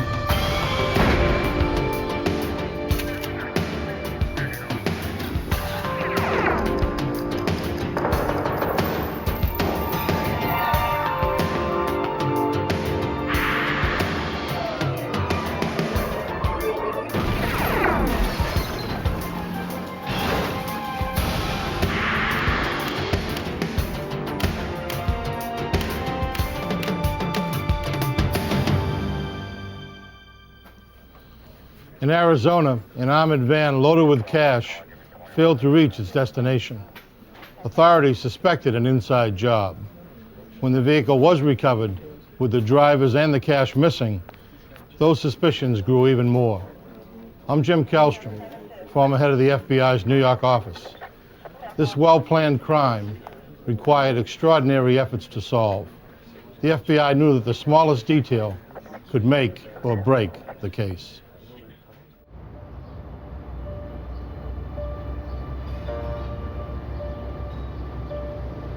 May 24th, 1977, Phoenix, Arizona. A security company transferred $333,000 in cash and coins from their vault to an armored van. Two Courier guards prepared for another day distributing cash to Arizona banks. Y'all about ready to go? We got a problem with this door. I think we want to take a look at it. Let me see. One guard discovered a problem with the van's side door latch. They would report to the company maintenance garage before they set out. This delay put Cecil Newkirk and Russell Dempsey an hour behind schedule.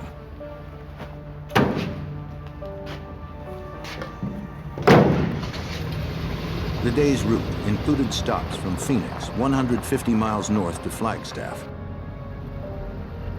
This is van 26 to base. With the delay, it would be difficult to make all the stops. Banks waited on the deliveries to provide cash to their customers.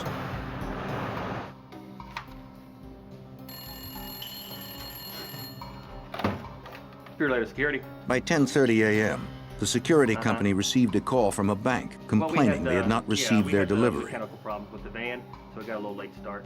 Well, they should be there shortly. You know, At first, the dispatcher thought the late start explained the All problem. right, we'll keep us informed. All right, stop. But throughout the afternoon, the dispatcher couldn't reach the guards. Base Courier 1. Dempsey, you out there? This is Base. Come on in. By 4:30, the company contacted the FBI. The Phoenix field office broadcast an APB for the armored van to all area police. State and local authorities used the remaining light of the evening to search for the missing van. They found no sign of it or the Courier guards.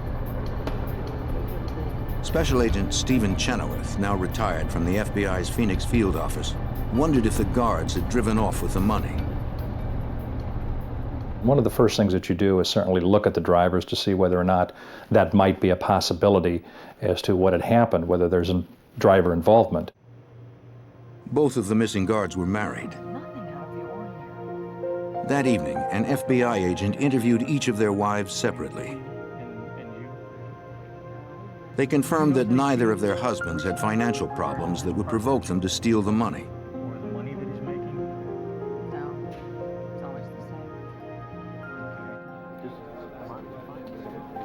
Company officials agreed. Both guards had given 20 years of faithful service. The missing van's route covered a vast area of the state. Authorities had nearly 1,000 square miles to search, and most of that terrain was remote desert.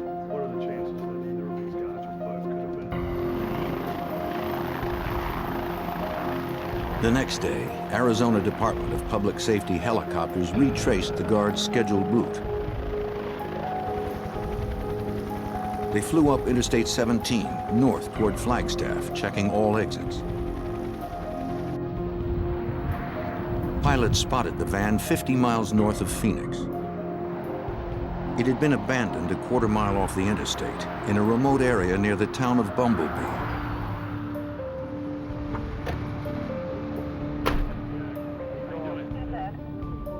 Arizona public safety officers and local deputies cordoned off the area before the FBI arrived.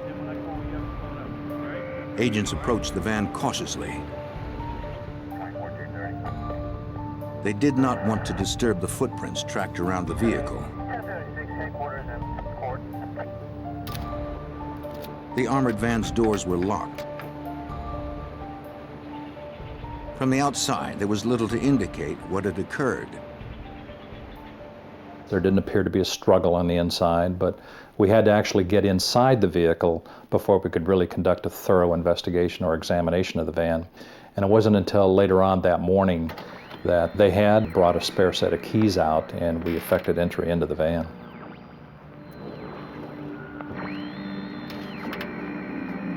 The radio was still on. Yet the base had not received any calls for help.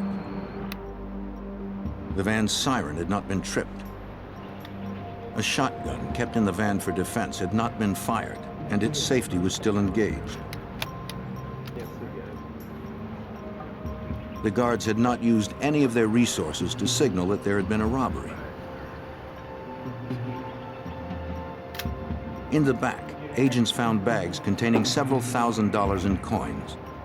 but $293,000 in paper currency was missing. Blood spatter on the carpet and money bags indicated someone had been injured, but agents didn't know who.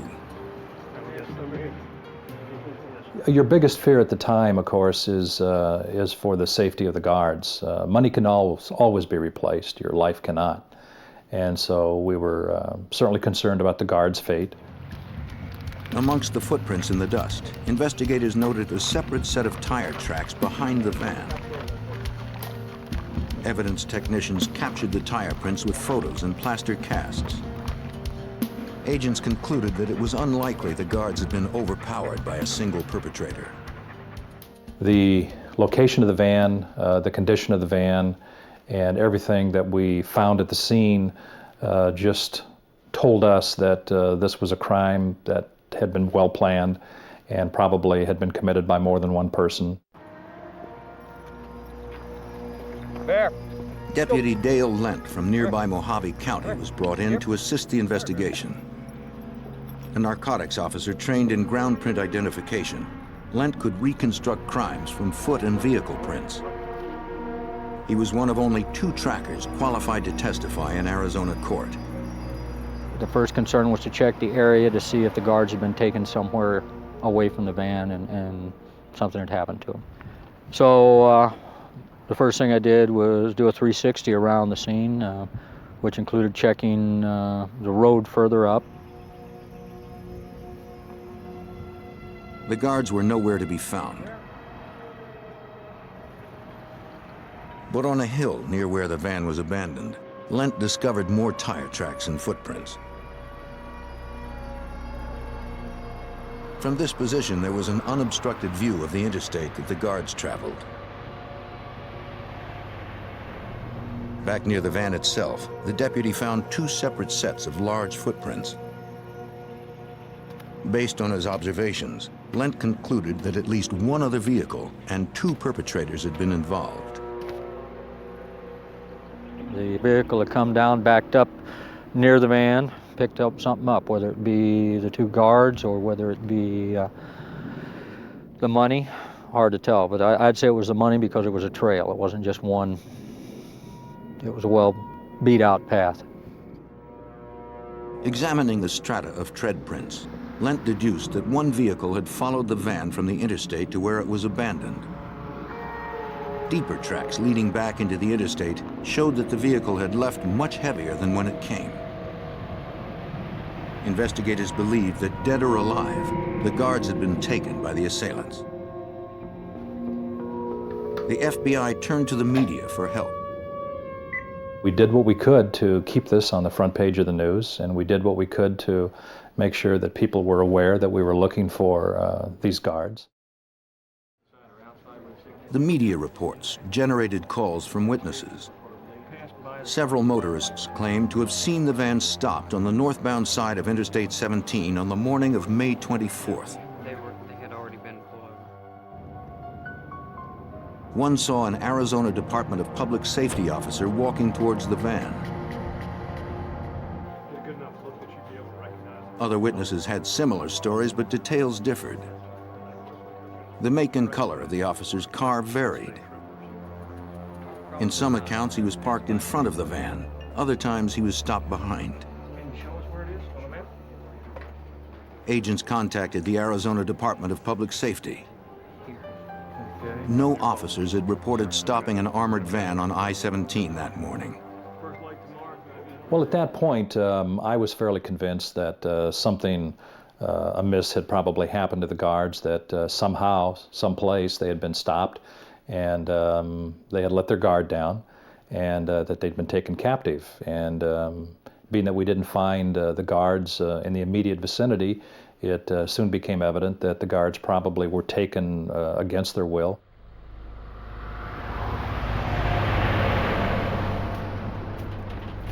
The FBI and Deputy Lent searched Interstate 17 for the spot witnesses had described. The tracker found the place where he believed the van had been stopped. The marks were fresh within the time frame, 24 to 48 hours. You could see where the door was, where somebody got out, where there were scuff marks there on the ground. Looked like, where there'd been movement. Digs and gouges in the dirt indicated that there had been a struggle near the rear of the van. A second vehicle's tire tracks at the interstate matched those in the remote area where the van had been abandoned. Curiously, the same tracks were found further up the road, just in front of where the van had been pulled over. Several motorists even underwent hypnosis to provide details to a sketch artist of what they remembered. Some recalled that the officer at the scene wore a hat. Others claimed the officer had no hat. But none of the sketches produced any leads. The FBI had reached a dead end. Then, on the morning of June 16, 1977, 300 miles northwest of where the van had been abandoned, two men made a gruesome discovery while fishing at Lake Mead. The men discovered a body floating in Debbie's Cove.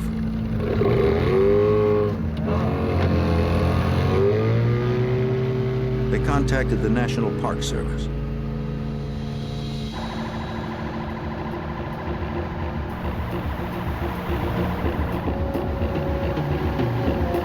Investigators sped to the cove where the body had been spotted.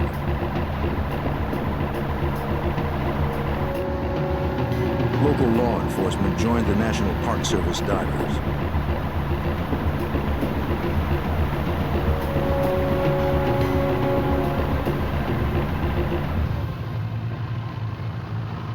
They pulled close to the corpse. The body was fully clothed.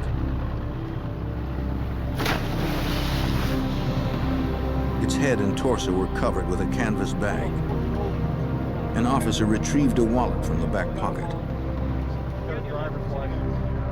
The victim was Russell Dempsey, one of the missing armored car guards.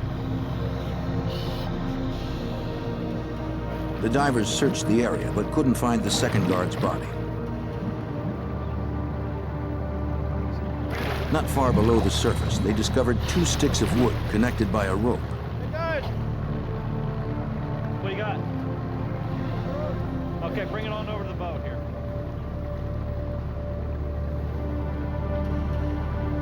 To investigators, it appeared to be a garrote used to strangle someone. The robbery was now a murder investigation.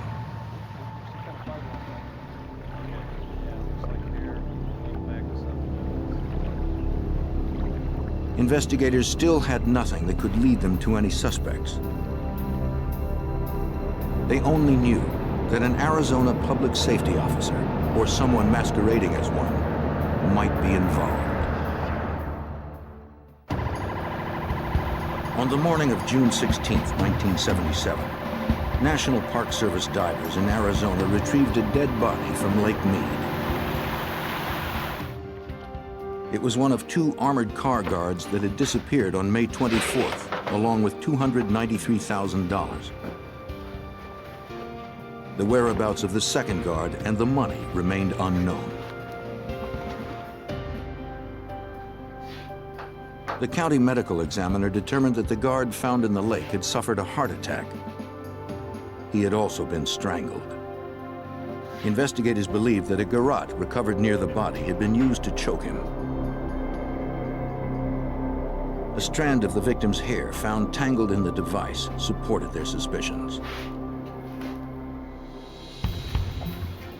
FBI agents traveled to Lake Mead to question people who were familiar with the resort area. Whoever had dumped the body had likely used a boat to get to the deeper water. More than 20 agents canvassed rental shops around the 247-square-mile lake. No one reported any suspicious activity, but agents collected rental receipts in the hopes they'd eventually have a suspect's name to reference. Special Agent Laird Heastand, now retired from the FBI's Kingman Resident Agency, joined the case. He would search for names on receipts any place a traveler might have visited in the area. We didn't have any good leads on who had committed this crime And our assistant agent in charge in the Phoenix office decided to have FBI agents check every service station from the area where the armored car was located all the way up to Lake Mead, where the body had been transported. That was a distance of more than 300 miles. Considering all the different routes to the lake, the agents had hundreds of service stations to check. The agent started his inquiries at the station owned by an acquaintance named Stan. I asked Stan if he had heard anything about the robbery, and he said to me, "I've been waiting for somebody to come to talk to me." And then he related to me that the day after the robbery that he had to take his tow truck up to Lake Mead and pull a truck out of the lake that had backed out into the lake.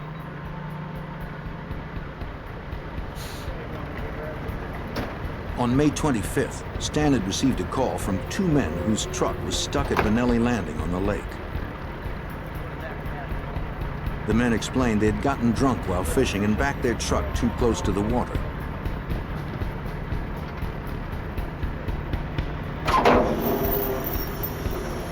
The owner didn't see any fishing equipment in the pickup, but he did notice drag marks in the dust of the flatbed. It appeared that something heavy had been hauled out of the back. All right. Stan brought the two men to his service station.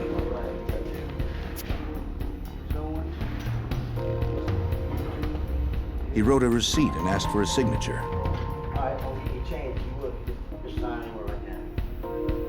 The customers hesitated before one agreed to sign.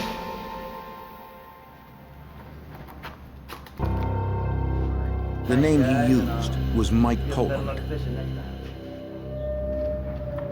The station owner believed he'd be able to identify the men if he saw them again.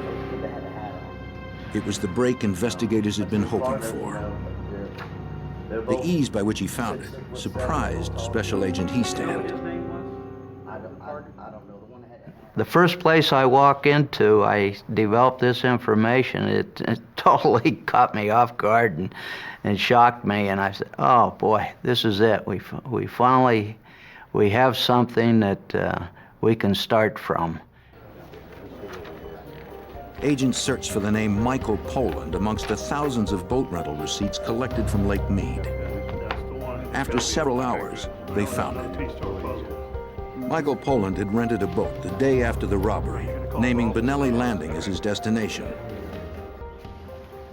It was the same spot from where his truck had been towed. Agents returned to Lake Mead, searching for additional evidence between Benelli Landing and the boat rental shop on the opposite shore. Within the breadth of that 4.5-mile span, officers spotted another bag-covered corpse floating on the surface. It was the second missing Courier guard. He had been severely beaten before he was drowned. The medical examiner found 2 welts on his chest, consistent with wounds inflicted by a high-voltage taser gun. The guard's personal effects were removed, including a self-winding watch that had stopped at 10:37 p.m. on May 26th.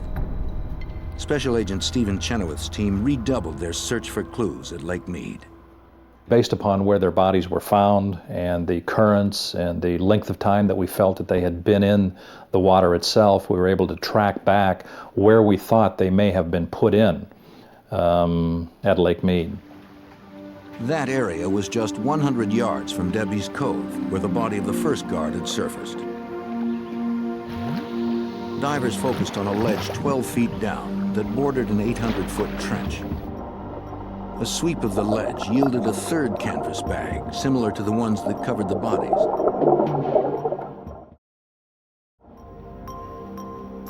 The bag was sent to the FBI lab for processing. Inside the bag, agents recovered an Arizona license plate that resembled those used on Arizona public safety cruisers. 2 revolvers were also found, but no prints could be lifted from the corroded weapons. Rocks that matched those from Benelli Landing had held the bag at the bottom. Examiners also found concrete dust caked in the weave of the canvas bag. Agents called on Stan, hoping the service station owner could identify a driver's license photo of Michael Poland, one of the two men that had hired him to tow their pickup from Benelli Landing. Among 6 photos, Stan recognized the face of Michael Poland. This man here? The FBI had finally confirmed a primary suspect. They hoped Michael Poland would lead them to another. In June of 1977, the FBI pursued whoever killed 2 armored car guards and made off with $293,000. Tire tracks and footprints at the crime scene suggested that at least 2 perpetrators were involved. Agents believed one of them was Michael Poland. They hoped surveillance of Poland would lead to another. Though he did not appear to have a job, Poland was spending a lot of money. Agents saw a new motorcycle on the property. The FBI identified a man who visited frequently as Michael's younger brother, Patrick. Patrick Poland had just bought a new car.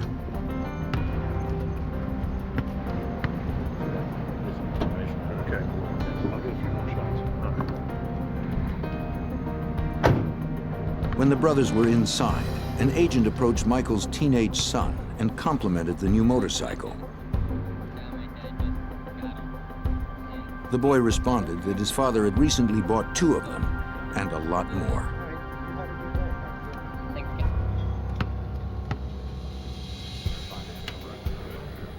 Agents expanded their investigation to include Patrick Poland and subpoenaed the financial records of both brothers. Prior to the armored van robbery, each had severe money problems. Shortly after, their debts had been paid, and both had purchased new vehicles. Special Agent Stephen Chenoweth compared their income to their recent spending habits. We tried to document as much as we could as to how much money they were spending and to what kind of means of support that they had. And the two just didn't seem to mesh very well. And when that happens, and then you know that folks have got access to a fairly large amount of money with no real means of support, that's a pretty good clue to us. Agents interviewed the brother's father and photographed his pickup truck. Mr. Poland admitted that his sons had borrowed the truck on the day of the robbery.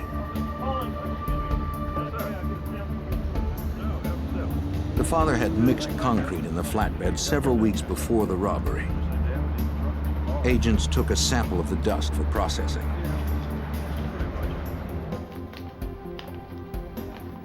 FBI examiners analyzed the concrete sample. They compared it to the cement dust on the canvas bags recovered from Lake Mead. Examiners concluded that the dust on the bag had come from the same batch of concrete taken from the truck. Once again, the FBI asked Stan to look at a photo lineup. The station owner could not identify Patrick Poland as the man with Michael. This isn't the truck. It looks exactly like when I lowered it right down. But he did recognize their father's truck as the one he towed from the lake. That's it. That's it. Positively. In the early morning of July 27, 1977, agents arrived at Michael Poland's house with a search warrant.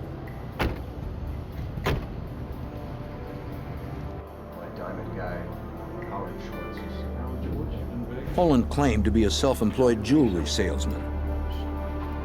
He said that on the day of the heist, he was in Las Vegas buying gems. There 3 days. What did you do on the way back? Investigators found $12,000 in cash. He claimed it was used for their jewelry business. The agents confiscated numerous receipts. One of them was for a pair of high-voltage taser guns sold to a man named Mark Harris a month before the robbery. A short distance away, agents searched the house of Michael's brother, Patrick Poland. FBI Special Agent Frank Mowry, now retired, asked if he and his brother Michael had been at Lake Mead. Patrick gave a different story than his brother had. He initially said that he and his brother were there fishing. He was very nervous. He was extremely nervous. He had difficulty in explaining a lot of about his whereabouts, particularly on the day of the crime and the day after the crime. While Patrick was being interviewed, he received a call. It was his brother Michael. Yeah, they're over here too. He urged Patrick not to talk to investigators. The search at Patrick's house yielded a stash of weapons and $16,000 in cash. The FBI tracked down and processed the cars the brothers owned before the robbery. Different. The tire treads did not match the tracks found at the crime scene. Examiners found no physical evidence that tied the cars to the crime.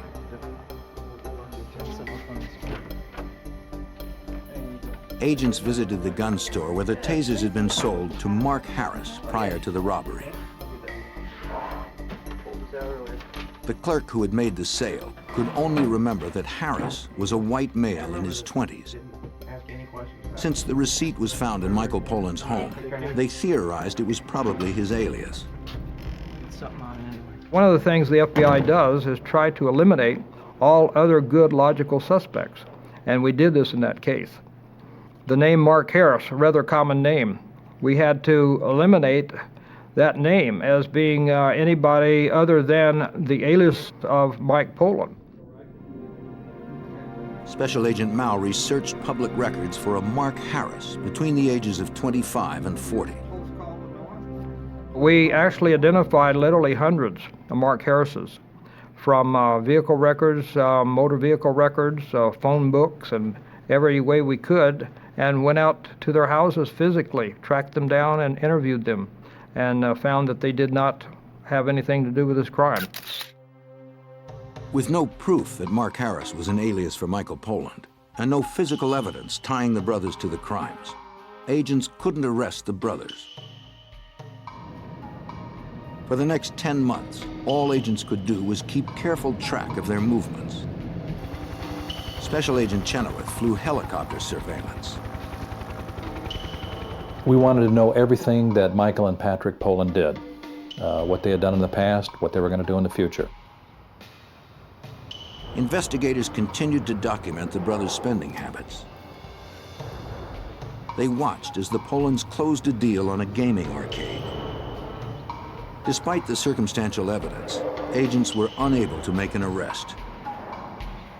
The FBI had to find stronger physical evidence to prevent the Poland brothers from getting away with murder.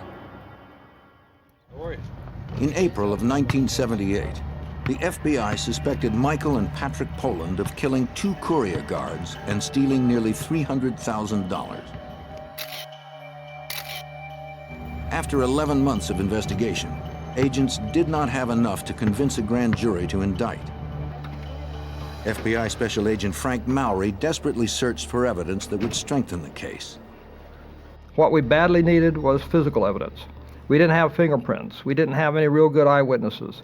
We didn't have any physical bits of evidence that could link Mike and Pat Poland to the crime.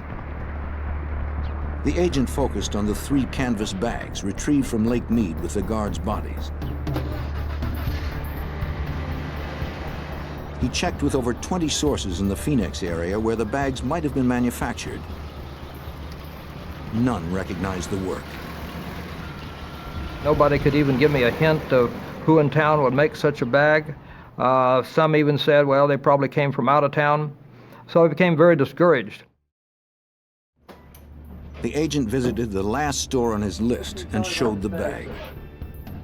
The owner recognized it as coming from his company. It was a custom size with a unique stitch sewn only by their seamstresses. He also identified the specially ordered cord purchased from a Georgia company. As far as the owner knew, his was the only shop in the area that made anything like it. He said, I will have in my record somewhere a receipt, because somebody would have walked in that door there and they would have said, I need to order so many bags, a certain length, a certain width, certain specifications. At the Phoenix FBI office, agents pored over hundreds of receipts covering years of business from the bag manufacturer. After almost a week, they found one receipt for 3 custom canvas bags dated 1 month before the robbery. They were sold to a man named Mark Harris. That's the Harris. Agents had seen the name before on a receipt for a pair of tasers. They had found the voucher months earlier during a search of Michael Poland's house. Hold on a second, Frank. The FBI was further convinced that Mark Harris was an alias for Michael Poland. The canvas bag receipt connected the alias to the murdered guards, and cement dust in the pickup the brothers drove matched dust found in the bags. On May 17, 1978, after nearly a year of investigation, a federal grand jury returned an indictment for murder, kidnapping, and robbery against Michael and Patrick Poland. Gentlemen, these men should both be considered extremely armed. The FBI suspected that the Polands would not surrender quietly. They've both already killed 2 men that we know of. You got your route plan. You're going to be picking up Patrick. We're going to be picking up Mike. Check your weapons. Check your vests. Special Agent Stephen Chenoweth believed an armed confrontation was possible. It had to be very well and meticulously planned.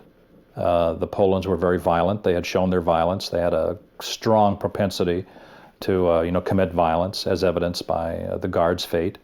And one of the things that we absolutely knew we could not do was to arrest them while they were in the house. And we absolutely had to take them away from the homes. Agents feared the suspects would barricade themselves in their houses and shoot it out if they discovered they were going to be arrested. This guy, yeah. Agents waited for Patrick Poland to emerge. Yep. When he finally did, they noticed he was carrying a case for a handgun.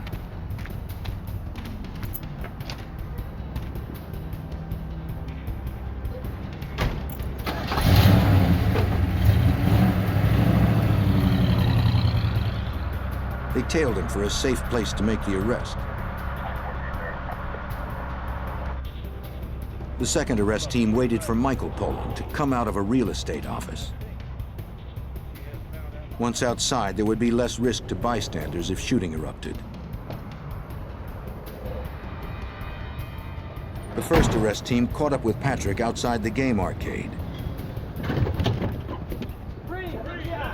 The agents intercepted him before he entered the building. Back up. Back up. We identified ourselves. Of course, he knew me already from previous contacts, and I told him the time had come and we had warrants for their arrest, and he gave up without any problem. He was armed. He had a .44 Magnum weapon on him and another couple of weapons in his car, but he made no effort to use them. Agents radioed the other team that Patrick had been picked up.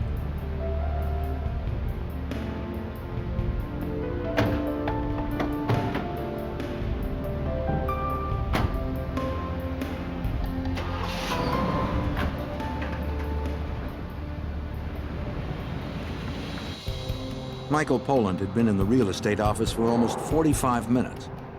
Agents feared that he had somehow gotten word of Patrick's arrest and was preparing for an armed confrontation.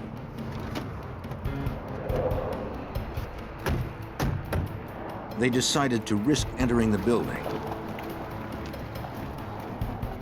Federal agents, please step back. Mike Poland, you're under arrest. The suspected murderer surrendered without incident.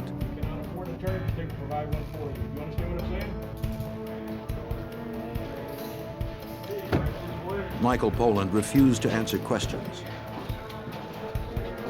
He insisted his brother do the same. No fingerprints tied either brother to the murdered guards or the abducted van. Michael remained confident that the FBI case was weak.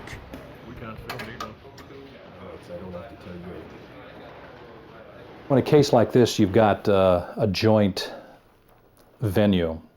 Venue certainly lies with the federal government with respect to the actual robbery of the van, and but we also have a homicide case that rests with the state authorities.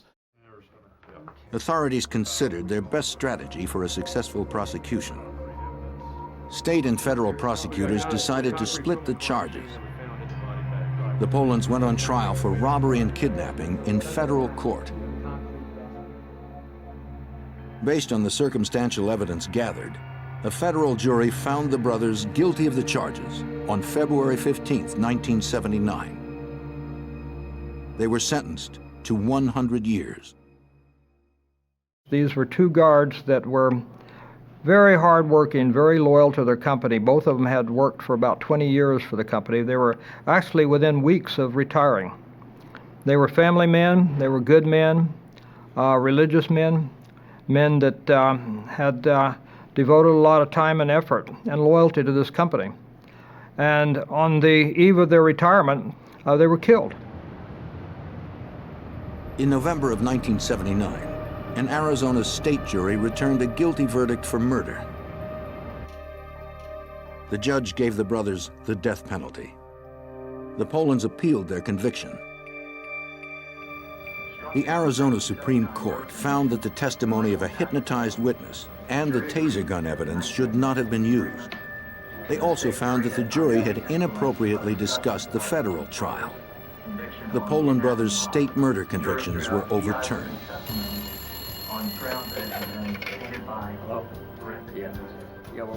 Though agents were certain that the brothers had brutally murdered two men, state prosecutors would not seek a new trial. Because of parole laws at the time, Michael and Patrick Polan would be eligible for parole in less than 7 years. In 1982, an Arizona prosecutor declined to retry Michael and Patrick Polan for murder. We chose not to because it was the exclusion of the eyewitness testimony. He cited the cost, as well as the difficulty of proving the case with the evidence that had been excluded by the Arizona Supreme Court. United States Attorney Melvin McDonald was outraged that the Polan brothers might get away with murder. I had followed it by way of the media and had never dreamed that I would play any role in the case until 1982, when it became clear that the ball was going to get dropped unless somebody stepped in. I called the county attorney and volunteered to take the case. For the first time in history, a U.S. attorney was deputized as an Arizona state prosecutor. McDonald had to resurrect a case that many considered impossible to retry. There had been 5 years transpired between the time of the crime and the time of the trial. Witnesses travel and move all over the country. Memories start to fade. And so you've got to recreate and present the crime as if it happened a month ago, when you're facing the problem that it's really 5 years old. The prosecutor wanted to lock down the exact time that the victims had been deposited into Lake Mead and prove it was the same time the Polans were at the lake, so there would be no question the Polans were responsible. One of the problems with the finding of the guards was that their bodies were not recovered for 6 weeks. The defense, we knew, would argue that they could have been dumped there by the real killers at any time. Working with the FBI, the prosecutor found a piece of evidence that had been overlooked in the earlier trials. The second guard's self-winding watch. Examiners noted that the watch stopped at 10:37 p.m. on May 26th. That particular self-winding watch would stop working if it weren't moved for 12 hours. That meant that the guard's watch stopped 12 hours after his arm came to rest at the bottom of Lake Mead. We actually had watch experts take the watch apart to prove that the watch had not stopped because of water damage. There was no water that had gotten into the portions of the watch that controlled its operation. We literally went all the way to Switzerland to get experts there to talk about how much time it would take for a watch that hadn't been cleaned in 5 years to finally unwind. Watch to the jury, please. Forensics experts used this information to determine exactly when the bodies had been dumped into the water. Their estimation exactly matched the time the FBI had established that the Polans were at the lake, getting their pickup towed from Benelli Landing. The prosecutor explained that the brothers had been there to dump the bodies. For the drama point, I told the jury that while Mr. Newkirk is dead, he is speaking to you from the grave. He's asking you, look at my watch. I'm sending you a message through my watch. After 3 hours of deliberation, the jury was convinced. Will the defendants rise? On November 18th, 1982, they found Michael and Patrick Poland guilty of murder. The judge reinstated a sentence of death. All rise. Once again, the defendants appealed the conviction. It was one of the rare instances where their case went to the United States Supreme Court. And the United States, in a published opinion, a very closely divided court, again affirmed their conviction and sentences. How the situation... With nothing left to lose, Patrick Poland agreed to tell investigators and the families of the victims exactly what happened. In 1987, he gave his confession to FBI Special Agent Frank Mowry. They had actually spent almost a year tailing the van. They knew its route. On those mornings that it went up to Prescott and delivered its money to the banks in Prescott, they knew the exact route. They knew the stops that it made. They knew the times that it did it. They knew everything about it. The Polands used neither of their own cars in the robbery. They had rented one with cash that the FBI was unable to trace. We never found it. It was a rental car.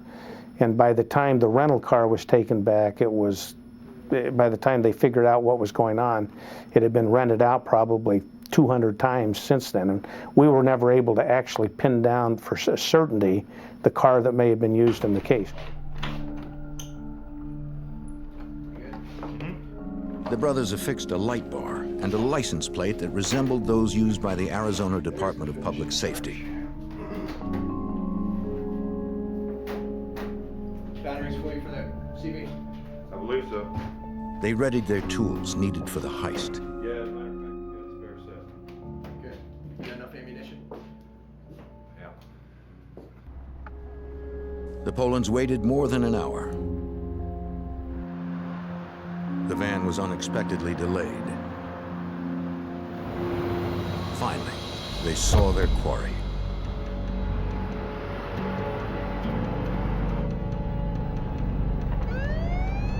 Patrick drove the disguised car while Michael hid under the dash.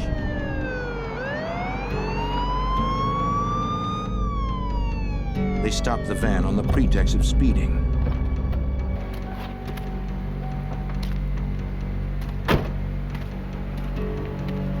Company policy insisted that the guards never open the van doors to anyone, even if stopped by the police.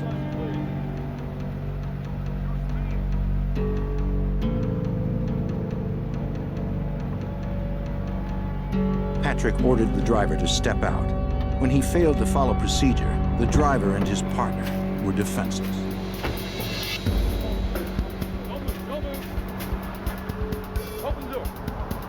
The Polands put the guards in the rear of the van.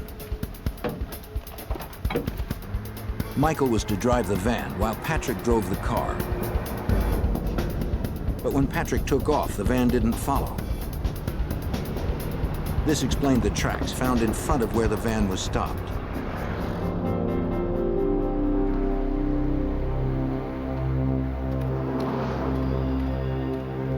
By the time Patrick reached the rear of the van, Michael was beating the guards.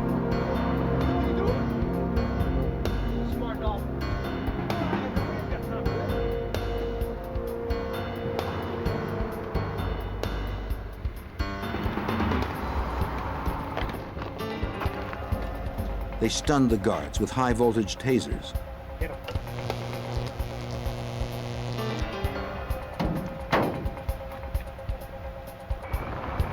The brothers drove the vehicles into the desert near the town of Bumblebee.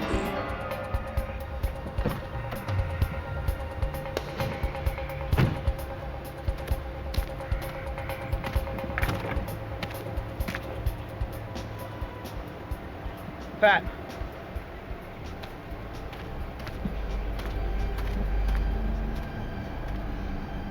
One of the guards looked as if he had died from the beating. Michael decided that the other would have to die as well. He had a makeshift garrote in his pocket, a cord tied to 2 pieces of wood. And the one thing we found out about it, of course, is that Mike was obviously the planner, the instigator, and the enforcer, and everything related to the crime, and that he was the one who physically murdered the 2 guards. Pat, of course, helped him at Mike's insistence, but it was Mike who put the rope around their neck and choked them. Went around the back. Patrick claimed that Michael had buried most of the money in the desert. Just had to stop. At least one of the Poland's relatives knew where that was. Because she cooperated, the authorities didn't prosecute her for her involvement. The money had rotted from the elements in the intervening years. Patrick's confession gave closure to the case. We knew most of it. We felt better, of course, when the person actually admits it, because there's always some room for doubt until you get it from the heart and from the mouth of the perpetrator. The courts turned down all appeals for the Polands. The state of Arizona finally administered a lethal injection to Michael Poland on June 16, 1999. After all calls for clemency were denied, Patrick Poland was executed 9 months later on March 15, 2000.